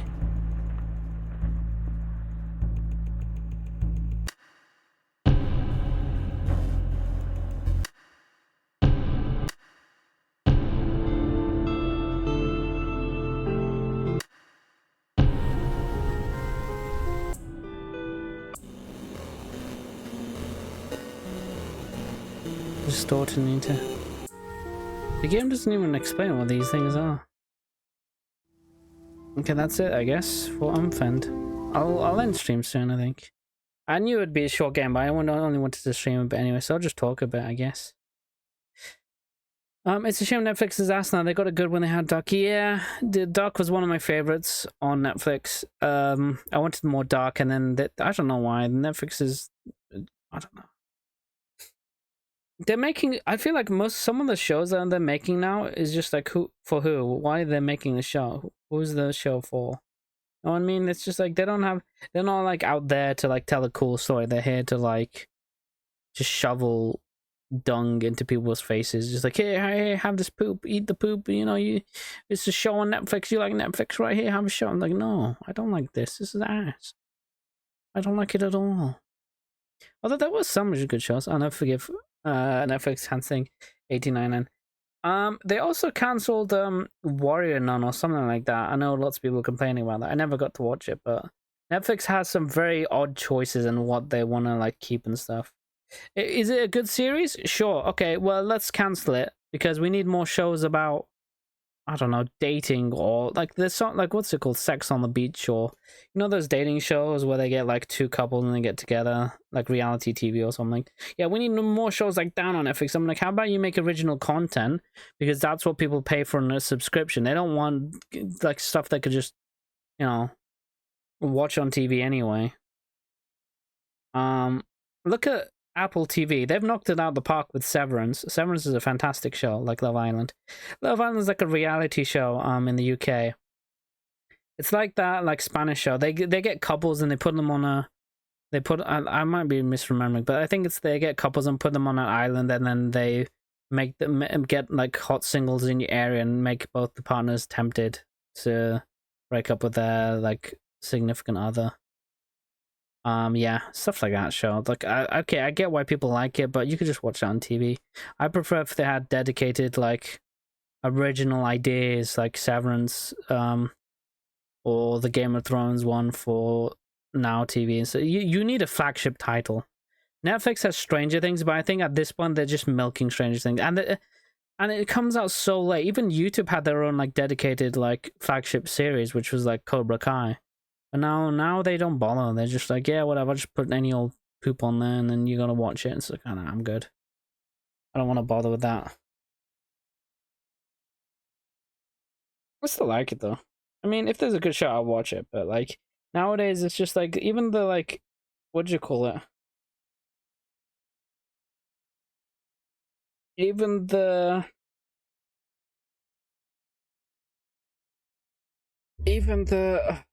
what do you call it? I can't remember now. Even the like normal shows you watch on it nowadays just went up. I remember there was a dude that explains the season 1 is the only good Stranger Things. I feel like Stranger Things was at its best. No, the thing is, I would agree with that, but the issue is that they needed a flagship title. They needed a reason for people to buy their subscription, right? Netflix. So Stranger Things was the biggest thing.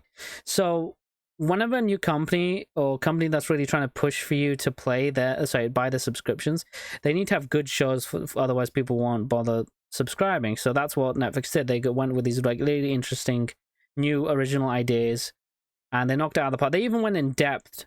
They even entered debt just to be able to make these original shows, which I respected them for. But now they're just nickel and diming people for absolute trash. Like, I go through Netflix and there's only like maybe one or two things I want to watch on Netflix.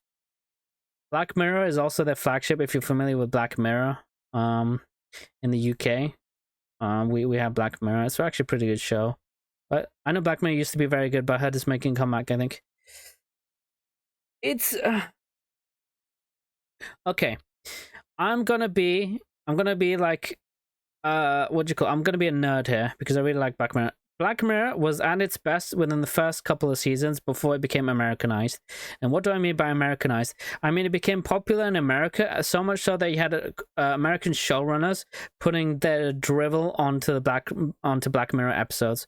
It was no longer thought-provoking or forced you to self-reflect on society's direction, and instead it was just vapid stories with interesting concept. Which, don't get me wrong, is like way better than what you can expect from other shows these days.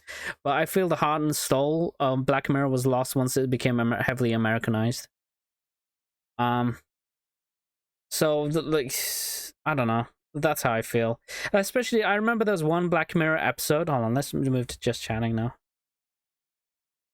I'll just speak for a bit. I'm too lazy.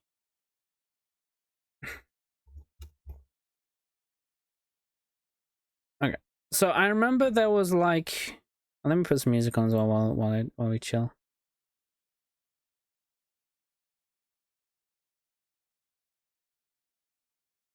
I remember there was a Black Mirror episode, right? Which featured Miley Cyrus, okay? And it had this whole idea of Miley Cyrus. It had a like copy who went into a robot, and then it was all a feel good story. And technology doesn't have to be so bad, guys. Technology can really enrich our lives. Yes, I know technology can enrich people's lives. Everyone knows about the positive effects of technology. We're not dumb. Everyone gets it. The whole point of Black Mirror is meant to show the negative side of the technology and what would happen if we abuse it or misuse it or be absolute morons and just do it for the stupidest stuff. One of my favorite episodes was the one in which they made mechanical bees to do pollination for flowers and stuff, and it was used by a hacker to kill people. So anytime there was someone being toxic on the internet or being in general awful person, because a lot of people feel like they can be awful people on the internet, bees will literally smash into the window and murder them alive because the bees were being controlled by the hacker. And it caused unprecedented scale of death because it was logging people's IP as they wrote these horrid negative comments on the internet. I thought that was a really interesting concept. But now it's just like, no, you know what episode that the US latched onto for Black Mirror is so good. It was the one where this older lady was in love with another older lady, like what's it called, San Junipero, and they're just like, wow, this series is so good, guys. Black Mirror is so good. It really did. Yeah, of course they latch onto that one.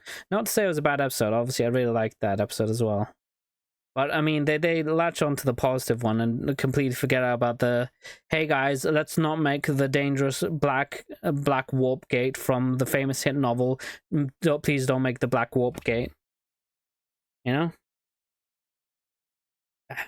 I digress. Okay, nerd hat off, rant off. But if it's coming, if it's it making a comeback, I don't think so. I've watched a couple of episodes. It's pretty good.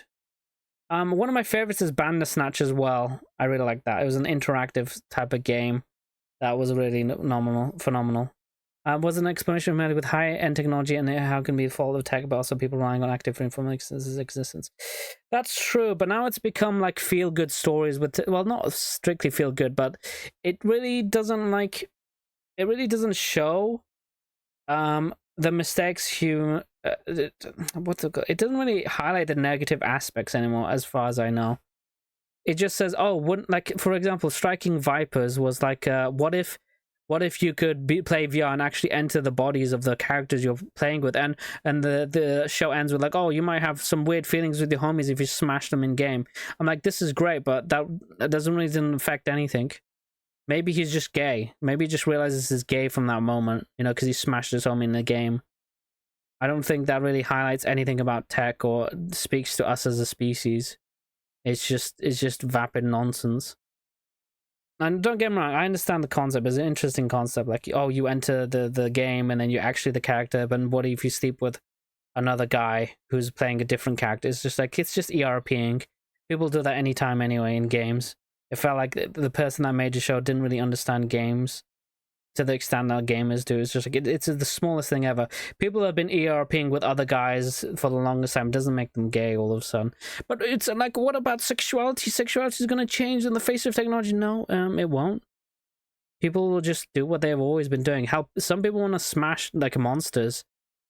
Some people want to smash Venom from like Marvel comics. People have always been weird with it. It doesn't really change. Technology doesn't really change that. If anything, it expedites and grants easier access to that stuff, but it's always been around since forever.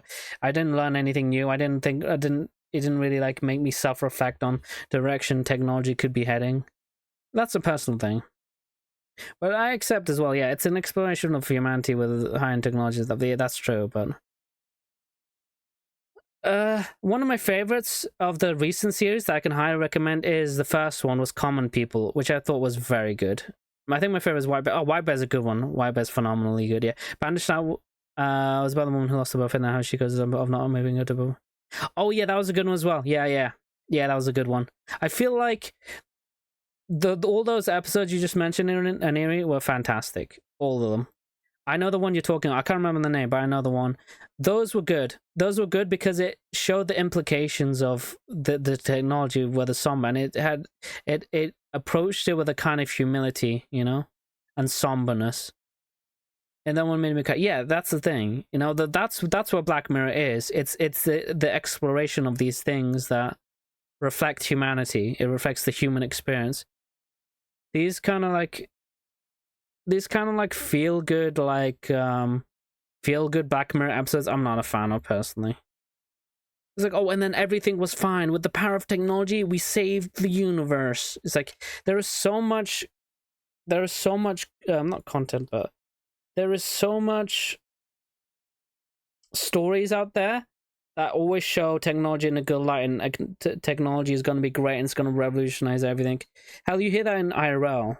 But I want to see how technology, like, it's like a realistic approach to this high-end technology affecting people's lives. I know in the newest season, Common People is one of my favorites so far. I hate personally, as a rule of thumb, I hate the McAllister one, the one where it's just like, oh well, I made clones of my friends and put it in a game. I really feel like the people that made that I know, like, lots of people like, oh, I really liked it. It's like an action-packed Black Mirror episode, and it's happy ending in the end. Blah blah blah. I'm like, but that's not Black Mirror. Firstly, you don't understand games to the extent you do, because those people, those NPCs who somehow gained sentience and was in a gaming world would have been dead 10 times over.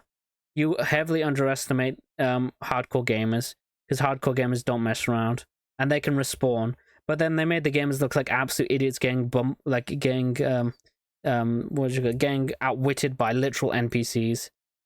It just won't happen. The gamer, like, with how I know gamers sweat in games, they would map out the entirety of the existence of the game. It's no. The blue one. Oh, I think it's the Waller one. Yeah. Where's Waldo? I know the one you want. It's the one with the cartoon bear. Yeah, I didn't really like that one as well. I mean, it was okay in that it was like very political and stuff, and it said maybe that could happen. I think it was trying to demonstrate the importance of, you know, the cult of personality and stuff like that. But again, I wouldn't put it among my highest. It's too on the nose for me. And it didn't really feature technology that much. So anything that doesn't really like feature technology in an interesting concept, you know, it's not one of my favorites. White Bear I really liked as well. Bandersnatch I really liked as well. White Bear was phenomenal, and it really raised the question about ethics as well, ethics and punishment. What's another one? I don't like the Miley Cyrus one. I throw that in the trash. Any McAllister one with the you know, oh, I put my friends into the game and then I trap them, and it's like, I'm sorry, but this might be a hot take, but I don't believe data has rights over humans. That data or the clones they made of real people ended up killing a person. And the moment you start considering digital sentience over real people is the death knell of humanity, because data can be replicated and it can be recreated as long as you have the source code. I feel like a lot of that data stuff was it goes to show they lacked a lot of knowledge about data in general, or the programming or the tech world. It's just ugh. That was my biggest problem with the Callister one, the Star Trek one. If you're confused, because like I get the guy was heinous and stuff, but they are data. I'm sorry, data doesn't have rights. Oh, but they're sentient and they can feel suffering. Cool, but they don't have rights. They're data. You can delete them and you can recreate them to not feel pain. It's so minimal. Although I don't get where they're feeling, but like if we start giving data rights and stuff, I feel it'd be ridiculous. We'll enter a point of parity. Because then what if your toaster doesn't feel like working today? I think I'm watching enough to know I'm very, very behind with. I think it's in the previous season. Your mileage may vary. I don't talk anything badly about the people who enjoy it, but personally, the moment I understand, like the way I see it is a program killed a human being and it got away with it. and no kind of wrongdoing was, they didn't get punished for it. Like, okay, he's a heinous person, don't get me wrong, he's a bad person, but there's a reason we don't straight up just kill criminals as a rule of thumb.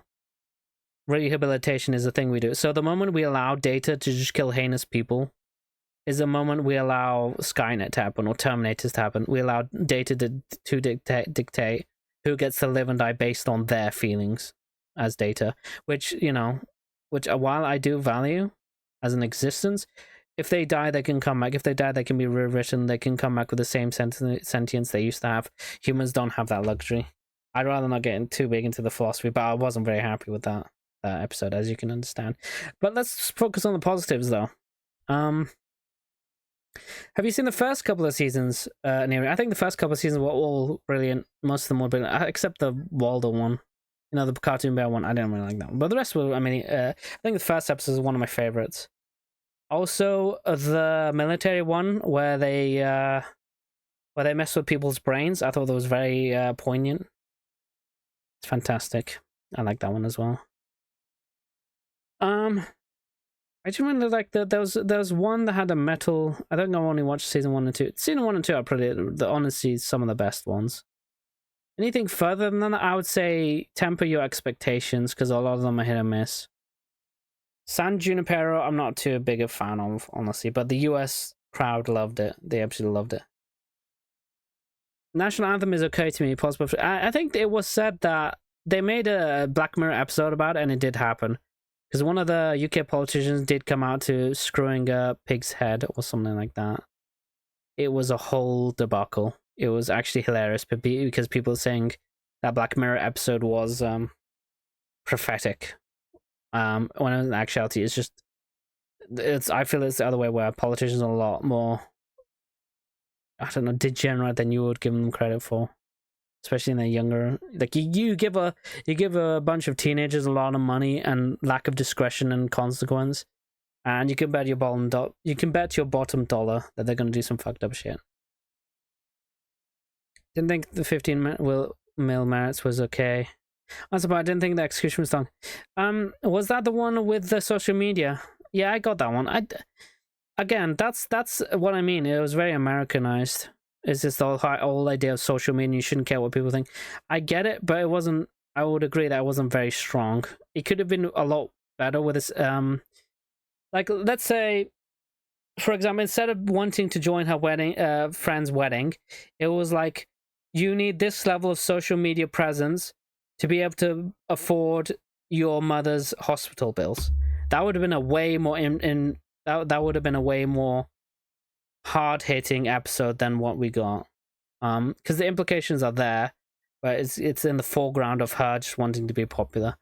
I guess it's a stab at social media in general, but I don't care for it, honestly. I feel social media, while it's, you know, social media is one of those things you don't have to take part in if you don't want to, whereas having to pay hospital bills because of your social media presence is a lot more scary concept, I feel like, which went underrated in the whole show. I remember the entire history is pretty good. Yeah, entire history of you. That is, I think, the first episode. That's fantastic. Is the one where everyone literally cycle to earn the currency of. Oh, that one. Oh, okay. I think I was thinking a different one. Yeah, I would agree so as well. I would see it's not very strong. Execution again would have been better. I get what they're putting down, but like it's very weak. It's good to bring Got Talent competition become influencer. Yeah. I mean, you could do that, but I see what you mean. But the way I see it, I think it was just, you know, it's an interesting concept, but it didn't really, it wasn't the best of Black Mirror. I enjoyed watching it, for one, because I felt like it was a realistic way Britain would end up being, rather than it was any kind of interesting think piece. I guess the takeaway idea you could come out from it is either you join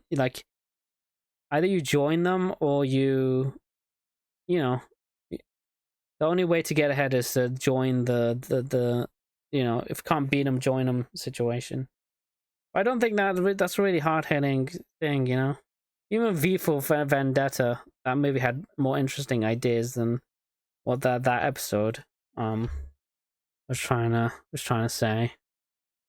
Um, yeah, I would agree. There's not much to talk about. It's all there's no kind of like hidden interpretation. It's all pretty straightforward.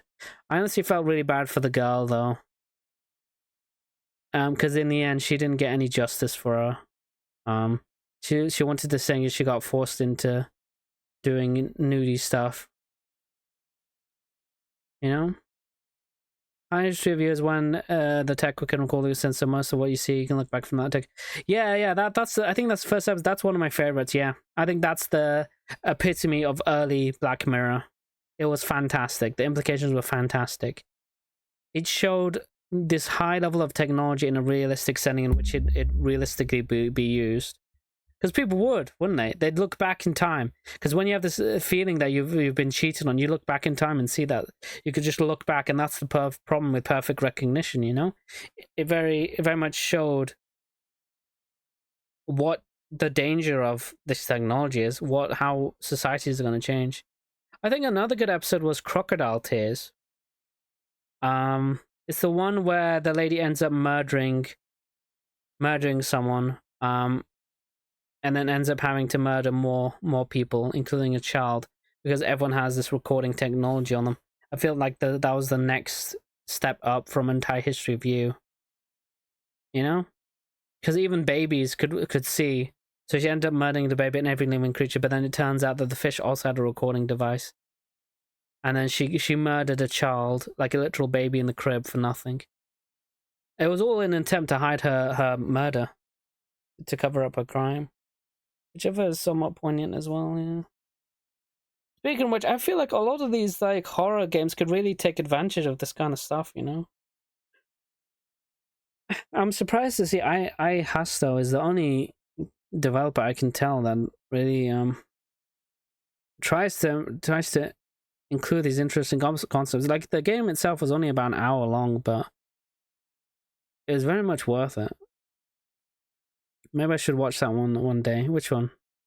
V for Vendetta. Oh yeah, it's pretty good. It's very much a 1985 sort of dystopia of UK. With all that entails. Well, not so much 1985, but that's the in lieu of what I could say about the story. It's still cool though. Like, there's a reason why the V for Vendetta mask is often used with like, cyber activists and stuff. You know, it's like a homage back to feeling like they're under dystopic oppression, which I don't think we're at yet. But Crocodile Tears. I did, yeah, Crocodile Tears. Yeah, I don't remember how it started, but it started with a murder. Crocodile. I won't spoil that much, but it started with a murder, and it just escalates to hiding the initial murder. So it's like, I found a witness, murder the witness, and it just escalates like that. It's just like a roller coaster, you know. It just gets wilder and wilder and wilder, all in an attempt to just avoid taking responsibility, avoid taking not criticism, but avoid taking punishment for the crime. Yeah, it's interesting though. As you can tell, whenever I play a game, a horror game or otherwise, even if the game is not amazing, I feel like I always try to give the game credit for the interesting concepts it tries to do. Because a lot of horror gamers or games in general, they'll look at the game and say, "Oh, I wasn't scared that much, so therefore it was a horrible horror game." Or they go through the game and say, "Yeah, it was okay, I guess," and they'd really like overlook the interesting concepts underneath the hood. And I feel like Umfend, and even Miside by extension, I would say Umfend does it better with regard to handling concepts than Miside. Because speaking from a gamer, I think the reality part hits harder than the game part, because gaming is an abstraction from reality. It's not really reality, so in that way, it doesn't really like different. Like, you could still relate to it in the way that, like, if there's a different version of you, but game versions and game characters are a level of an abstraction. It's hard to relate to. You know, it's hard to relate to game characters in the same way you could relate to a human and their struggles. I mean, you still could, but if that makes sense. I mean, like, Umfand, I would say Umfand did the whole multiple characters thing better than Miside, is what I'm trying to say. It's very, very eldritch horror, which is right up my alley. Does it that it? But what I will say though is Miside did the no the one what was I gonna say? Miside did something better than Umfand or in general other games, in that the whole concept of player playing a game is turned on its head. In this case, the NPCs were capturing the players to play them instead, which I thought was very novel and got under. I don't know, it kind of slipped under the rug with all that was happening, but I did enjoy heavily the themes of the whole idea of games being turned on their heads and players being the ones who are being played with instead. It mentioned in passing, and they didn't really approach the horror of that situation as well as it could have, but it was there, and I thought it was a novel concept. I honestly, I'm looking forward to anything I has to release in future. I think I'm a high Hasta fan now. I eagerly await their next game. What's amazing is that like all my favorite horror games of recent memory are all indies. I think like Mouthwashing, Miside, Fear and Hunger 2.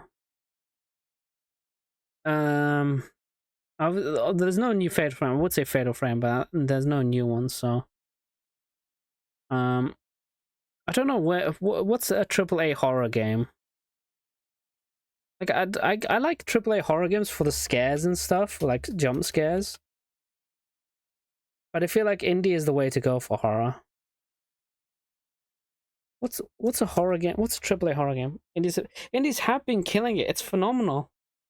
You know what I feel like? After I play all these indie games, I feel like if you want an interesting experience or a novel concept or an original idea, indies have it. AAA horror games just don't have it anymore. They don't have that spark. They don't have that, you know, something that makes it great. And I feel like with game development being more accessible to more people, the more we're going to see these interesting concepts, which I'm very, very happy about.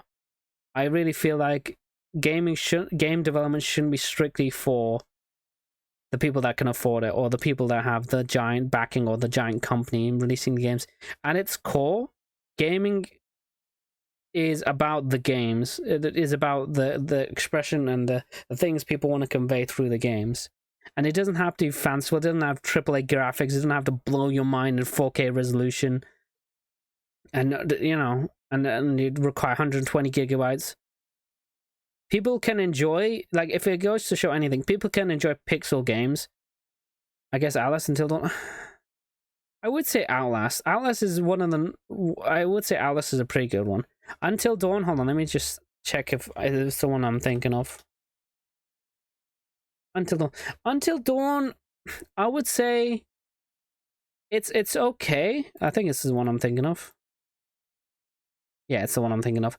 Until Dawn is very much a horror movie with all you can expect from a AAA horror movie, but it's interactive. So I'll give it points for being interactive, but otherwise you're just watching a movie.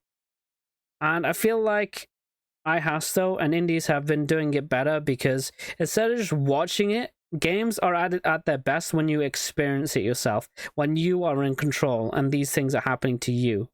Instead of just like, oh, well, here's a cutscene, some terrifying stuff is happening. Here's another cutscene, a monster's creeping up. I might as well just watch a horror movie at that point. There's so many horror movies that do it better than playing like these horror games. Outlast, I will say, is good though, but for whatever reason, they decided to put all their money into Outlast Trials. I want a new Outlast game. I do enjoy Outlast. It really pushes the envelope. So I'll give credit where it's due. Outlast is the better one. But I don't think I would call it a AAA title though. What other games have they made? They just made Outlast, yeah, so they're not really AAA. I mean, Fire Emblem Tag Story, I still consider it. I know people don't, but it just means it's not very much. The thing is that I don't have a problem with it in general, but I'm not gonna say it's gonna blow my socks off, because games until the story is no. Don't get me wrong. The story is great. I'm not knocking the story. I think it's great. But I mean, as if I were to judge it as a game, and games are purely interactive experiences, so we have to also judge it by its interaction. Otherwise, it might as well be a visual novel. And don't get me wrong, visual novels are fantastic with stories and stuff. But it's all about interactivity as well. Where visual novels stand a bit above interactive story games is the wealth of options that allows you to have, like different routes, different endings, different possibilities, you know? Whereas Until Dawn is strictly a straightforward story. There isn't very many bad endings. I guess there's a bad ending if you let everyone die. That's that's one thing that it does to its credit, where it allows people to die. But then again, it comes down to, well, there's the bad ending and the good ending. And you could say, well, they're not strictly good or bad, but the one where everyone survives is most likely going to be considered the good ending. Alien Isolation. I know Until Dawn is AAA. I don't consider Outlast to be AAA because it's strictly one company just making Outlast. There would be AA, I would say. The reason I say Until Dawn is AAA is because it has backing by Sony, and it was released for the console, so it does have considerable backing behind it. I get this whole debate on interactive stories on whether are they good or are they good. Personally, I find this whole debate kind of dumb. They're games, but I would say visual novels and interactive story games are still games. You still interact with them. That's a baseline. But if you're where I come in on this is that is the game good or is it a good game? That's where the distinction I feel lies in. It can be a good game, but not. It could be a good game, like the story is great, interaction, blah blah blah, but it's not a good game wise because it doesn't allow you to interact much. If the story is strictly singular and you're just like watching cutscenes, a lot of what Metal Gear Solid 4 gets flack for, and I agree with them in that respect. That as a game, it's not much of a game; it's more an interactive story, which is fair criticism, honestly. But then it comes down to your personal preference and what you personally consider a game. I would say it needs to have enough interactivity, to be considered a game. Otherwise, it would just be a story. And interactivity doesn't mean you need to add like random mini games in that. Interactivity means that you can affect the outcomes of the game in a considerable manner. That's why I would strain to call Telltale games games. They have interactivity, they have multiple routes, but at the end of the day, you go through the story once and that's just about it. It's effectively just like you could watch the entire game on YouTube and you would lose virtually nothing in the interactivity, is what I mean. Bandersnatch is an odd one because Bandersnatch is like it's like old textbook adventure game, but is considered not a game. But for all intents and purposes, it's like, what's the difference between Until Dawn and Bandersnatch? That's my question. Aside from obviously the platform, like it creates a gray area. That's why interactive movie games get a lot more flack, I feel. Alan Wake is another one. I do need to play Alan Wake, yeah, as well. I have the first one, but I don't have the second one. I think I was waiting for it to come out on Steam because originally it was an Epic exclusive, so I hadn't. Oh yeah, it's still not on Steam. Yeah, Alan Wake 2 isn't on Steam. It's still, I think it's an Epic Game exclusive still. I can't find it here. I'd like it to be on Steam because I have the other one on Steam, but I don't wouldn't mind getting on Epic Games. Alien Isolation. Yep. Oh yeah, this would be a AAA, I think. Feral Interactive, Creative Assembly. That was made by, oh, surprisingly made by Creative Assembly. They're the same people that did Warhammer.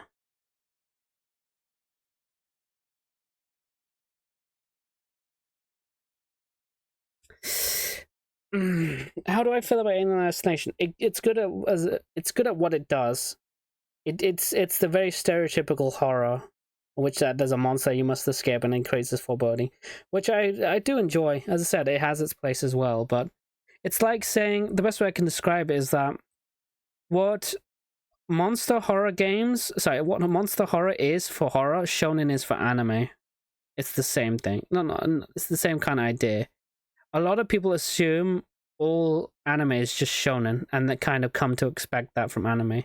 When anime is a lot more diverse than what people think, and similarly for horror, when people think of horror games and AAA horror games, they think of Monster Room, Escape from Monster, jump scares, the monster. Like sometimes they get extra points for a monster being intelligent and all that good stuff. But it's very much the shonen of horror. It's very much what's come to be expected. But I feel like I want to see more AAA horror games really delve into what horror can be as well. I think Evil Within 2, Evil Within 1 and 2 was actually phenomenal for this. They were doing a balance between monsters and psychedelic, psychic stuff and human. What do you call it? Psychedelic and all the monster stuff. People think Shannon's for kids. I said what I said. Oh, thank you for the postulate. Why bonk me? The people that think all anime shonen to me are the people who think seinen is for kids. Do you just don't listen to those people? It's the same type of people who would say horror needs to have a scary monster and needs jump scares to be a good horror movie. It's just we just casually ignore those people. We put them in the corner and we ignore them. God. Oh my god. Like you get lots of people who come in recently watching anime who expect every anime to not have fan service or need to be like shonen and need to provide these like good you know what I heard RE0 some people don't like Subaru because he's not a stereotypical shonen protagonist. I'm like, bro, you're watching the wrong genre, my dude. It's like, wow, he's such a bitch. He's not like Naruto. Naruto believed it, and then he became Hokage, and he beat everyone in the process. It's like, okay, but let me say this absolutely hot take: all shonen main protagonists are not realistic, barring, I guess, Ichigo. But I'd say on the whole, most shonen protagonists are not realistic. They are not. I'm sorry, they're not. They're a child's idea of the ideal person. They're a main character designed to appeal to children and designed to teach children important life lessons. But if you consider them real people, and if you try and, like, the best way I can describe it, go and pretend to be Naruto to a real person. Go ahead, do it. Say, believe it. Believe it. Oh, you want that job? Believe it. Chase your dreams, bro. I believe it. What you put in life is what you get. Okay, no, they're not realistic. That's not how it works. There are no villains in real life. You know what the villain is? Yourself. You're the real villain of your own story. You know the person you have to overcome to get what you want in life? Yeah, that's you. It would be easier if I could just Rasengan, I don't know, Itachi in real life and suddenly become Hokage. Bro, how easy would life be if all you had to do to become a rich Hokage was to beat up a villain? Bro, you'd have like a giant ass line of people lining outside his house to beat his ass. They'd have ass beatings on the clock. They'd put that on a schedule. You know, that's my hottest take. Shonen protagonists are not realistic. Some are relatively realistic, but a lot of them aren't. The ones that often fail and like have to go through the process of understanding failure and growing strong and stuff. But even then, I don't consider realistic because like every effort they make is always rewarded. Every time they do something to improve themselves or strengthen themselves, they can, because the story requires. Every time they want to overcome their limits and become the strongest guy in the whole setting, they can, because the story demands it. There is no limitation on the shonen protagonist. The world revolves around the protagonist.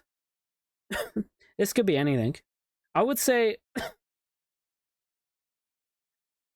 with some protagonists, it's like some shonen protagonists are done better than the others, and I can't believe I'm going to say this, but I feel like One Piece has a decent main protagonist because he doesn't always succeed. He gets his ass beat. Sometimes it gets aspy. Sometimes things don't work out for them. That's kind of like life. The more I watch One Piece, the more I understand that this is. It's like it handles really adult things in a very like kid friendly way. Sometimes you're not going to work out. Sometimes you're going to fight with your crewmates. Sometimes your crewmates are just going to leave. You know. But you know, it's important about your own attitude and how you deal with it and all that stuff. Whereas you look at Naruto and it's just like, I don't think anyone, apart from Neji, poor Neji, I don't think anyone got a raw deal in the end. Maybe Tamari, I guess, because Neji died. But they did, you know. Neji dying is like the biggest plot hole, I swear. Yeah, One Piece, the most unrealistic loony story, but managed to be most human. Yeah, like, as a kid, I didn't appreciate it. I was like, why do people like One Piece? As an adult, I went back and I was like, this stuff is poignant.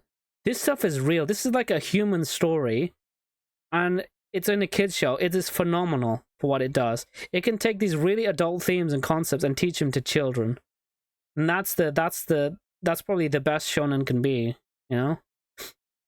Just the Chopper arc, you know, like, I don't know how Oda does it, but he knows how to make human stories and really evoke emotions in people. It feels like I'm watching a Japanese theater. A lot of people like One Piece feels like a Japanese theater, and I really agree with that. It knows how to bring the story to a relatable context, even though it's the wackiest thing ever, right? But that's to draw the kids in, but it hits you with a real story that everyone can relate to, and that's why One Piece is probably one of the biggest. Aside from Dragon Ball, one of the biggest like shonen today that everyone loves. Don't get me wrong, I One Piece isn't even my favorite. Bleach is my favorite, but I'm not under the apprehension that Bleach is any kind of like high, you know, high writing or there's amazing writing there. It's just I enjoy it. You know, we all have our things that we know is not to be amazing, but we still enjoy all the same. Even Dragon Ball, with the amount of plot holes there are, but we don't mind. I still enjoy it. But far be it for the, like, you know, new anime fans who everything must be shonen, because shonen is the epitome of anime. I was like, no, please, no. If you don't want to see a thought-provoking anime, though, I would highly recommend Pluto, though. Pluto is phenomenal. It's I think a rethink, like, so it's from the creator who made Monster, and it's a retelling of it's a reimagining of Astro Boy, which I forget his first name, but what's it? Astro Boy's creator, I can't remember his name. He's sadly passed away, but yeah, it's a reimagining of that, which is very, very, very good. I actually heavily enjoyed Pluto. One Piece also feels like a child made this. I thought his own idea of what a pirate crew is. When you think about it, it makes so much sense. Yeah, like Oda somehow manages to get like a childish kind of whimsy into his work that children can appreciate, but also somehow manages to impart adult themes, you know? If One Piece was written like a typical shonen, none of the crew members would ever leave, and there wouldn't be people with different ideas. There'd just be straight up villains. But in One Piece, it very much pushes the idea that everyone has their own beliefs and what they believe in and stuff. And that doesn't necessarily make them wrong or villains. It just means that they have a different identity. It's a very more mature way of handling shonen, when before it's just like, oh, well, one time when I was young, my dad kicked my dog and now I'm a villain who must kill everyone because life sucks for me. And you know what I mean. Pluto, I love Pluto. Pluto is fantastic. I can't remember when I decided to watch it, but I was like, oh, this looks interesting. And I love the creator of Monster, because I think he did the artwork for Pluto. And then I slowly understood it was a retelling of Astro Boy, because one of the characters looked, oddly enough, a lot like Astro Boy. I was like, oh, well, it's really weird that happens. But Pluto is amazing because it really talks about, like, not just the human experience, but the worth of, like, AI sentient life or artificial sentient life, you know? And you know, I always like that kind of discussion, because at the end of the day, that's something we're gonna have to deal with in future. If AI ever becomes sentient, that's a conversation we're gonna have to have. Like, how do we value sentient AI life? How do we value humans with regards to AI sentient life? What happens when the two ideals differ.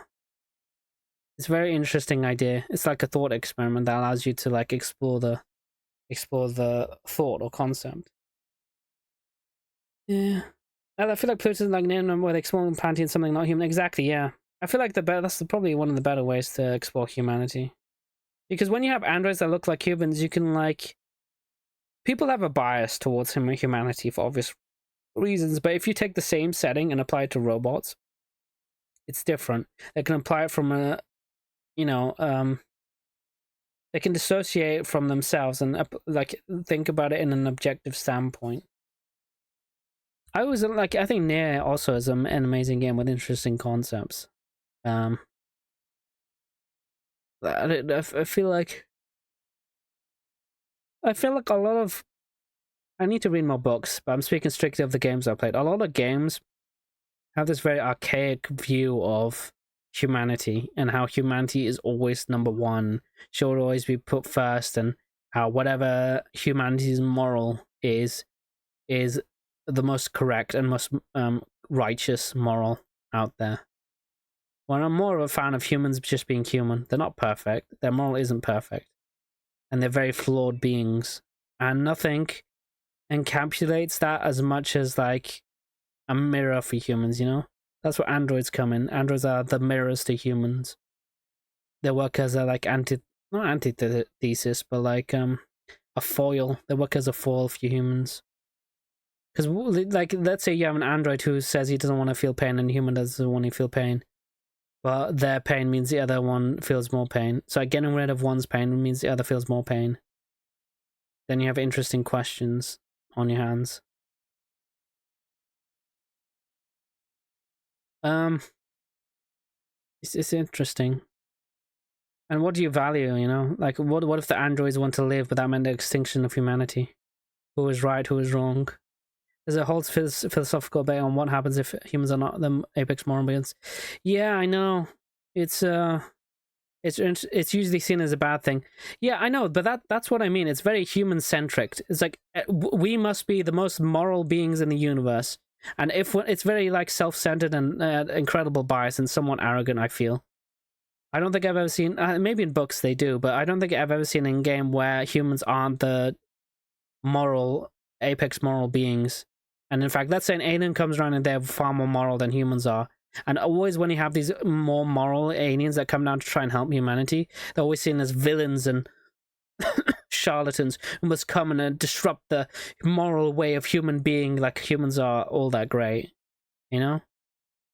I think the biggest thing I dislike about like modern writing is the aversion for it's the version of humans' darker side, which is why I like horror as much as I do, because horror looks directly at the dark side of humanity. It needs to, whether it's fear, whether it's like abuse or psychological horror. It looks at the heart of what the darker side to humanity that people like to keep covered. That I try to look their eyes away from it, you know.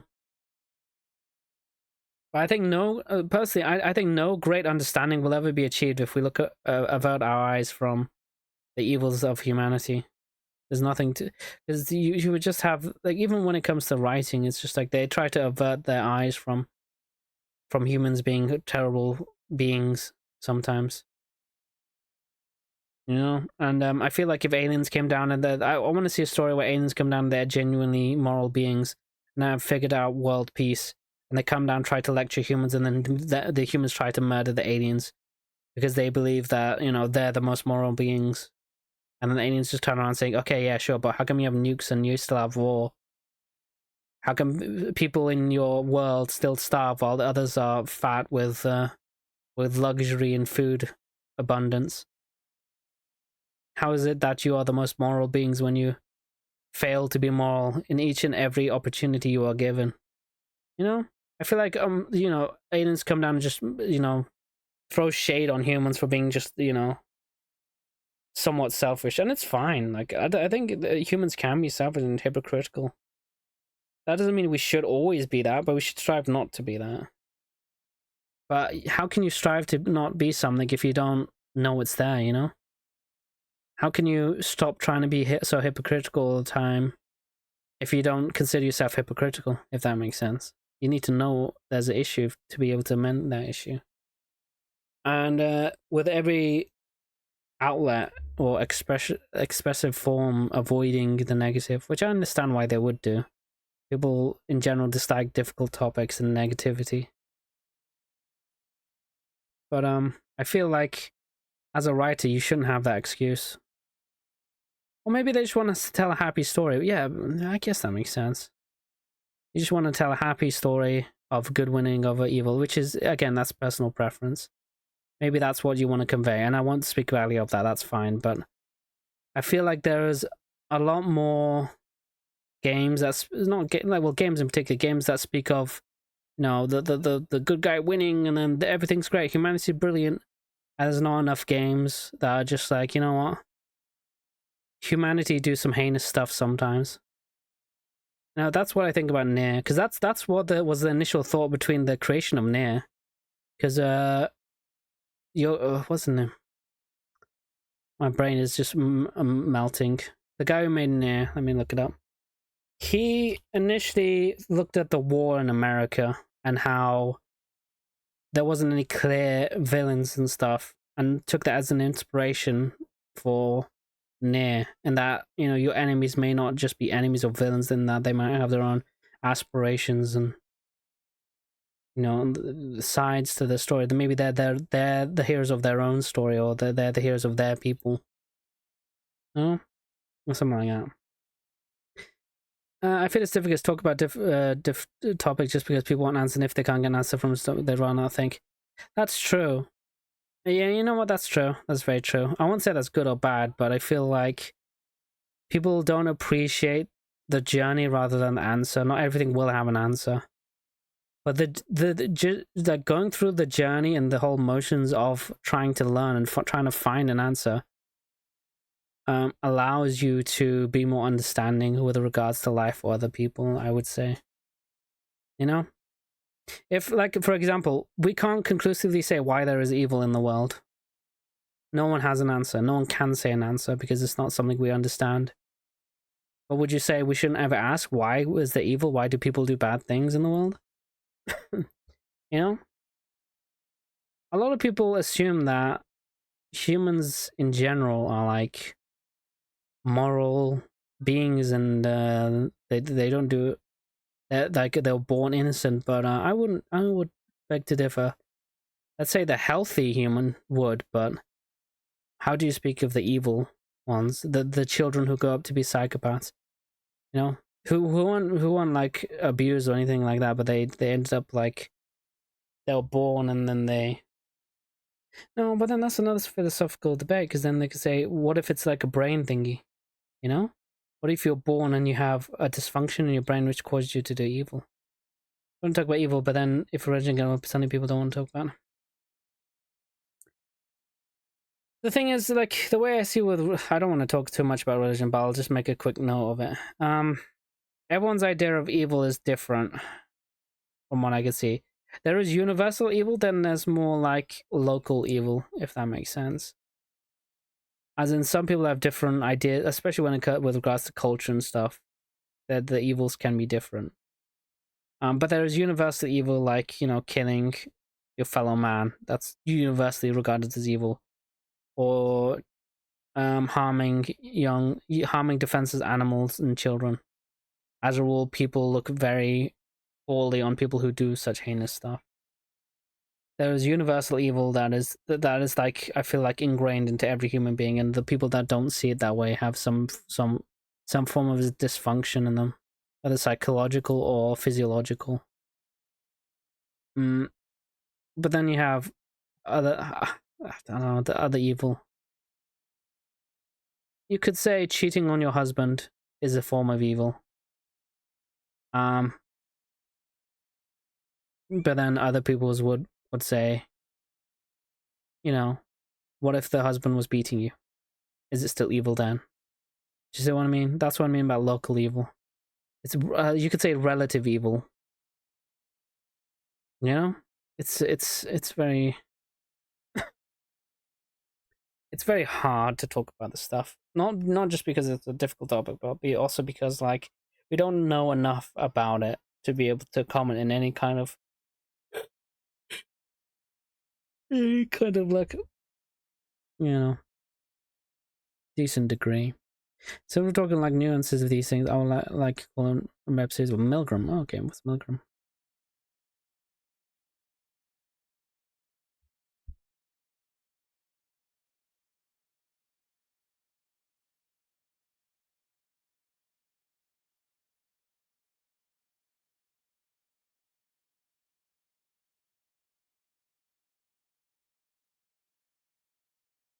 Milgram web series.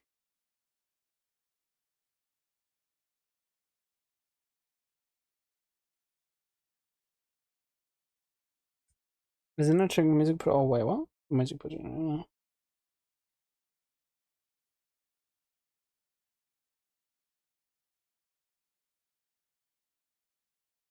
Is it music or? If you ever get into Milgram, I know it's spoiled. Well, do you know how I can find it? All I'm getting is like a music video or something. Serious.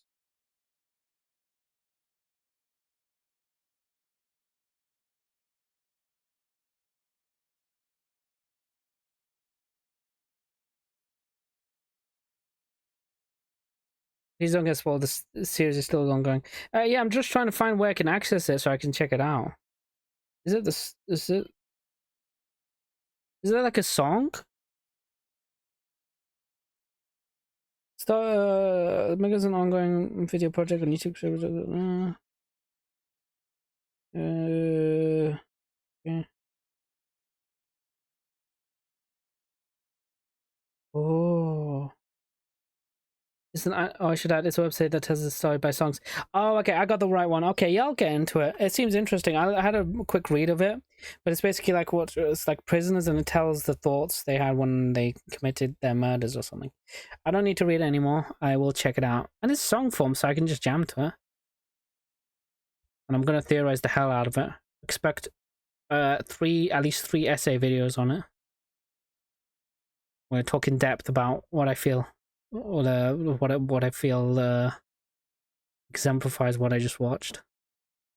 Send the first video in Discord. Okay, I'll check it.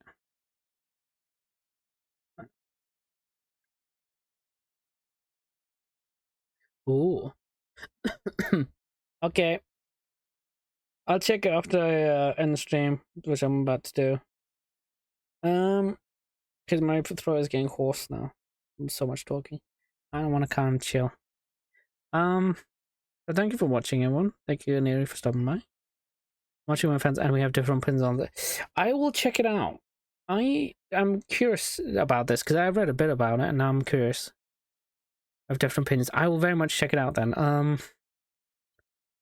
I need a playlist. I'm gonna try and find a playlist somewhere so I can watch it. Is it all on the same channel? So I can just watch it all at once. It says there are 10% all of my murders. Okay, you have to figure out their crime. Oh, I do like a good mystery. It's like who done it, except they already done it, but you get to figure out whether do you deem them innocent or guilty. Ooh, that's cool. I think that's an interesting concept. Yeah, I'll take that out. I'm gonna, if I get really into it, I might actually release a video with my thoughts.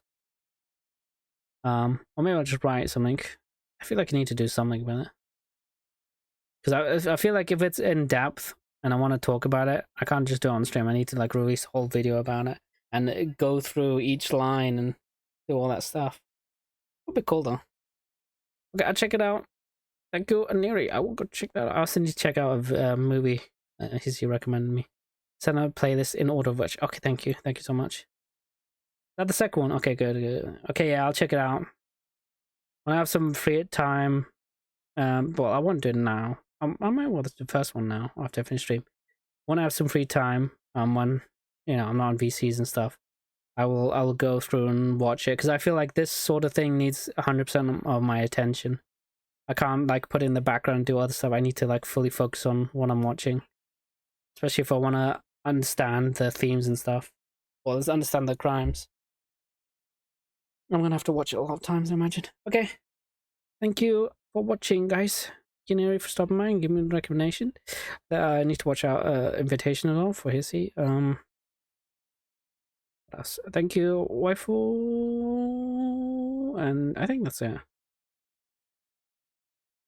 Okay, thank you guys for watching. Well, the series is on its third and final trial. Yes, you can actually vote on the series to demons, and the series is governed by community opinion. Ooh, would you vote for it though? Do you vote? Is there like a poll or something on the channel you have to vote for? I think that'd be cool. I hope it doesn't. I would like to see like someone who had committed a heinous crime, but because people like them so much, they get their innocent verdict. I think that'd be interesting. It'd be like I don't know. It'd be like it would be like the Halo effect, you know.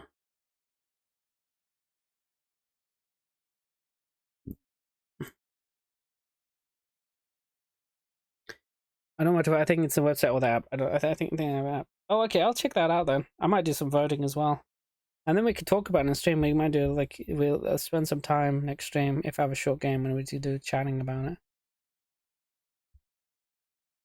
it. We'll check it out. P though. Oh my gosh. Oops. Okay. Now I do have to actually go. Hello. How do you do, Hungarian Scout? We're just about done for today though. How you do? What's up? Talking about stuff. Talking about some heavy topics. Like life. And why is there no roof to my house? And stars. And I'm kind of hungry. What should I eat? And there's real questions. Real hard-hitting questions here. Also, we're going to check out Milgram. Should we watch it online? No, should I do it for the stream?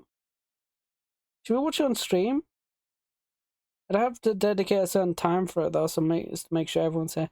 Oh, I could watch it on stream though. I wonder what I said on it. But I have a good one. Okay, take care, Neri. I'm gonna head off as well, I think. Thanks for stopping by on Gamer's Camp. So I had to end so early. We finished up Umfend. It's very good. We haven't got all the like characters and stuff. I mean the hearts and stuff. Very much recommend. If you like Miside, try Umfend. Also check out Dark. Dark's a great show. What else? Milgram. I need to check out Milgram. An invitation. Okay, that's it guys. Thanks for watching guys. Have fun. Auf Wiedersehen. Bienvenue. Goodbye. Ciao. I can't think of any more words. Did I say the French word? Bon voyage. No, that's not it. Bonne nuit. Okay, I don't know French. Okay, take care, guys. I'll just leave with this music, though, because it's pretty chill. So, bye-bye. Look forward to next stream. I don't know what we'll play, but it'll be something horror-related, I imagine. Bye-bye. Bye-bye.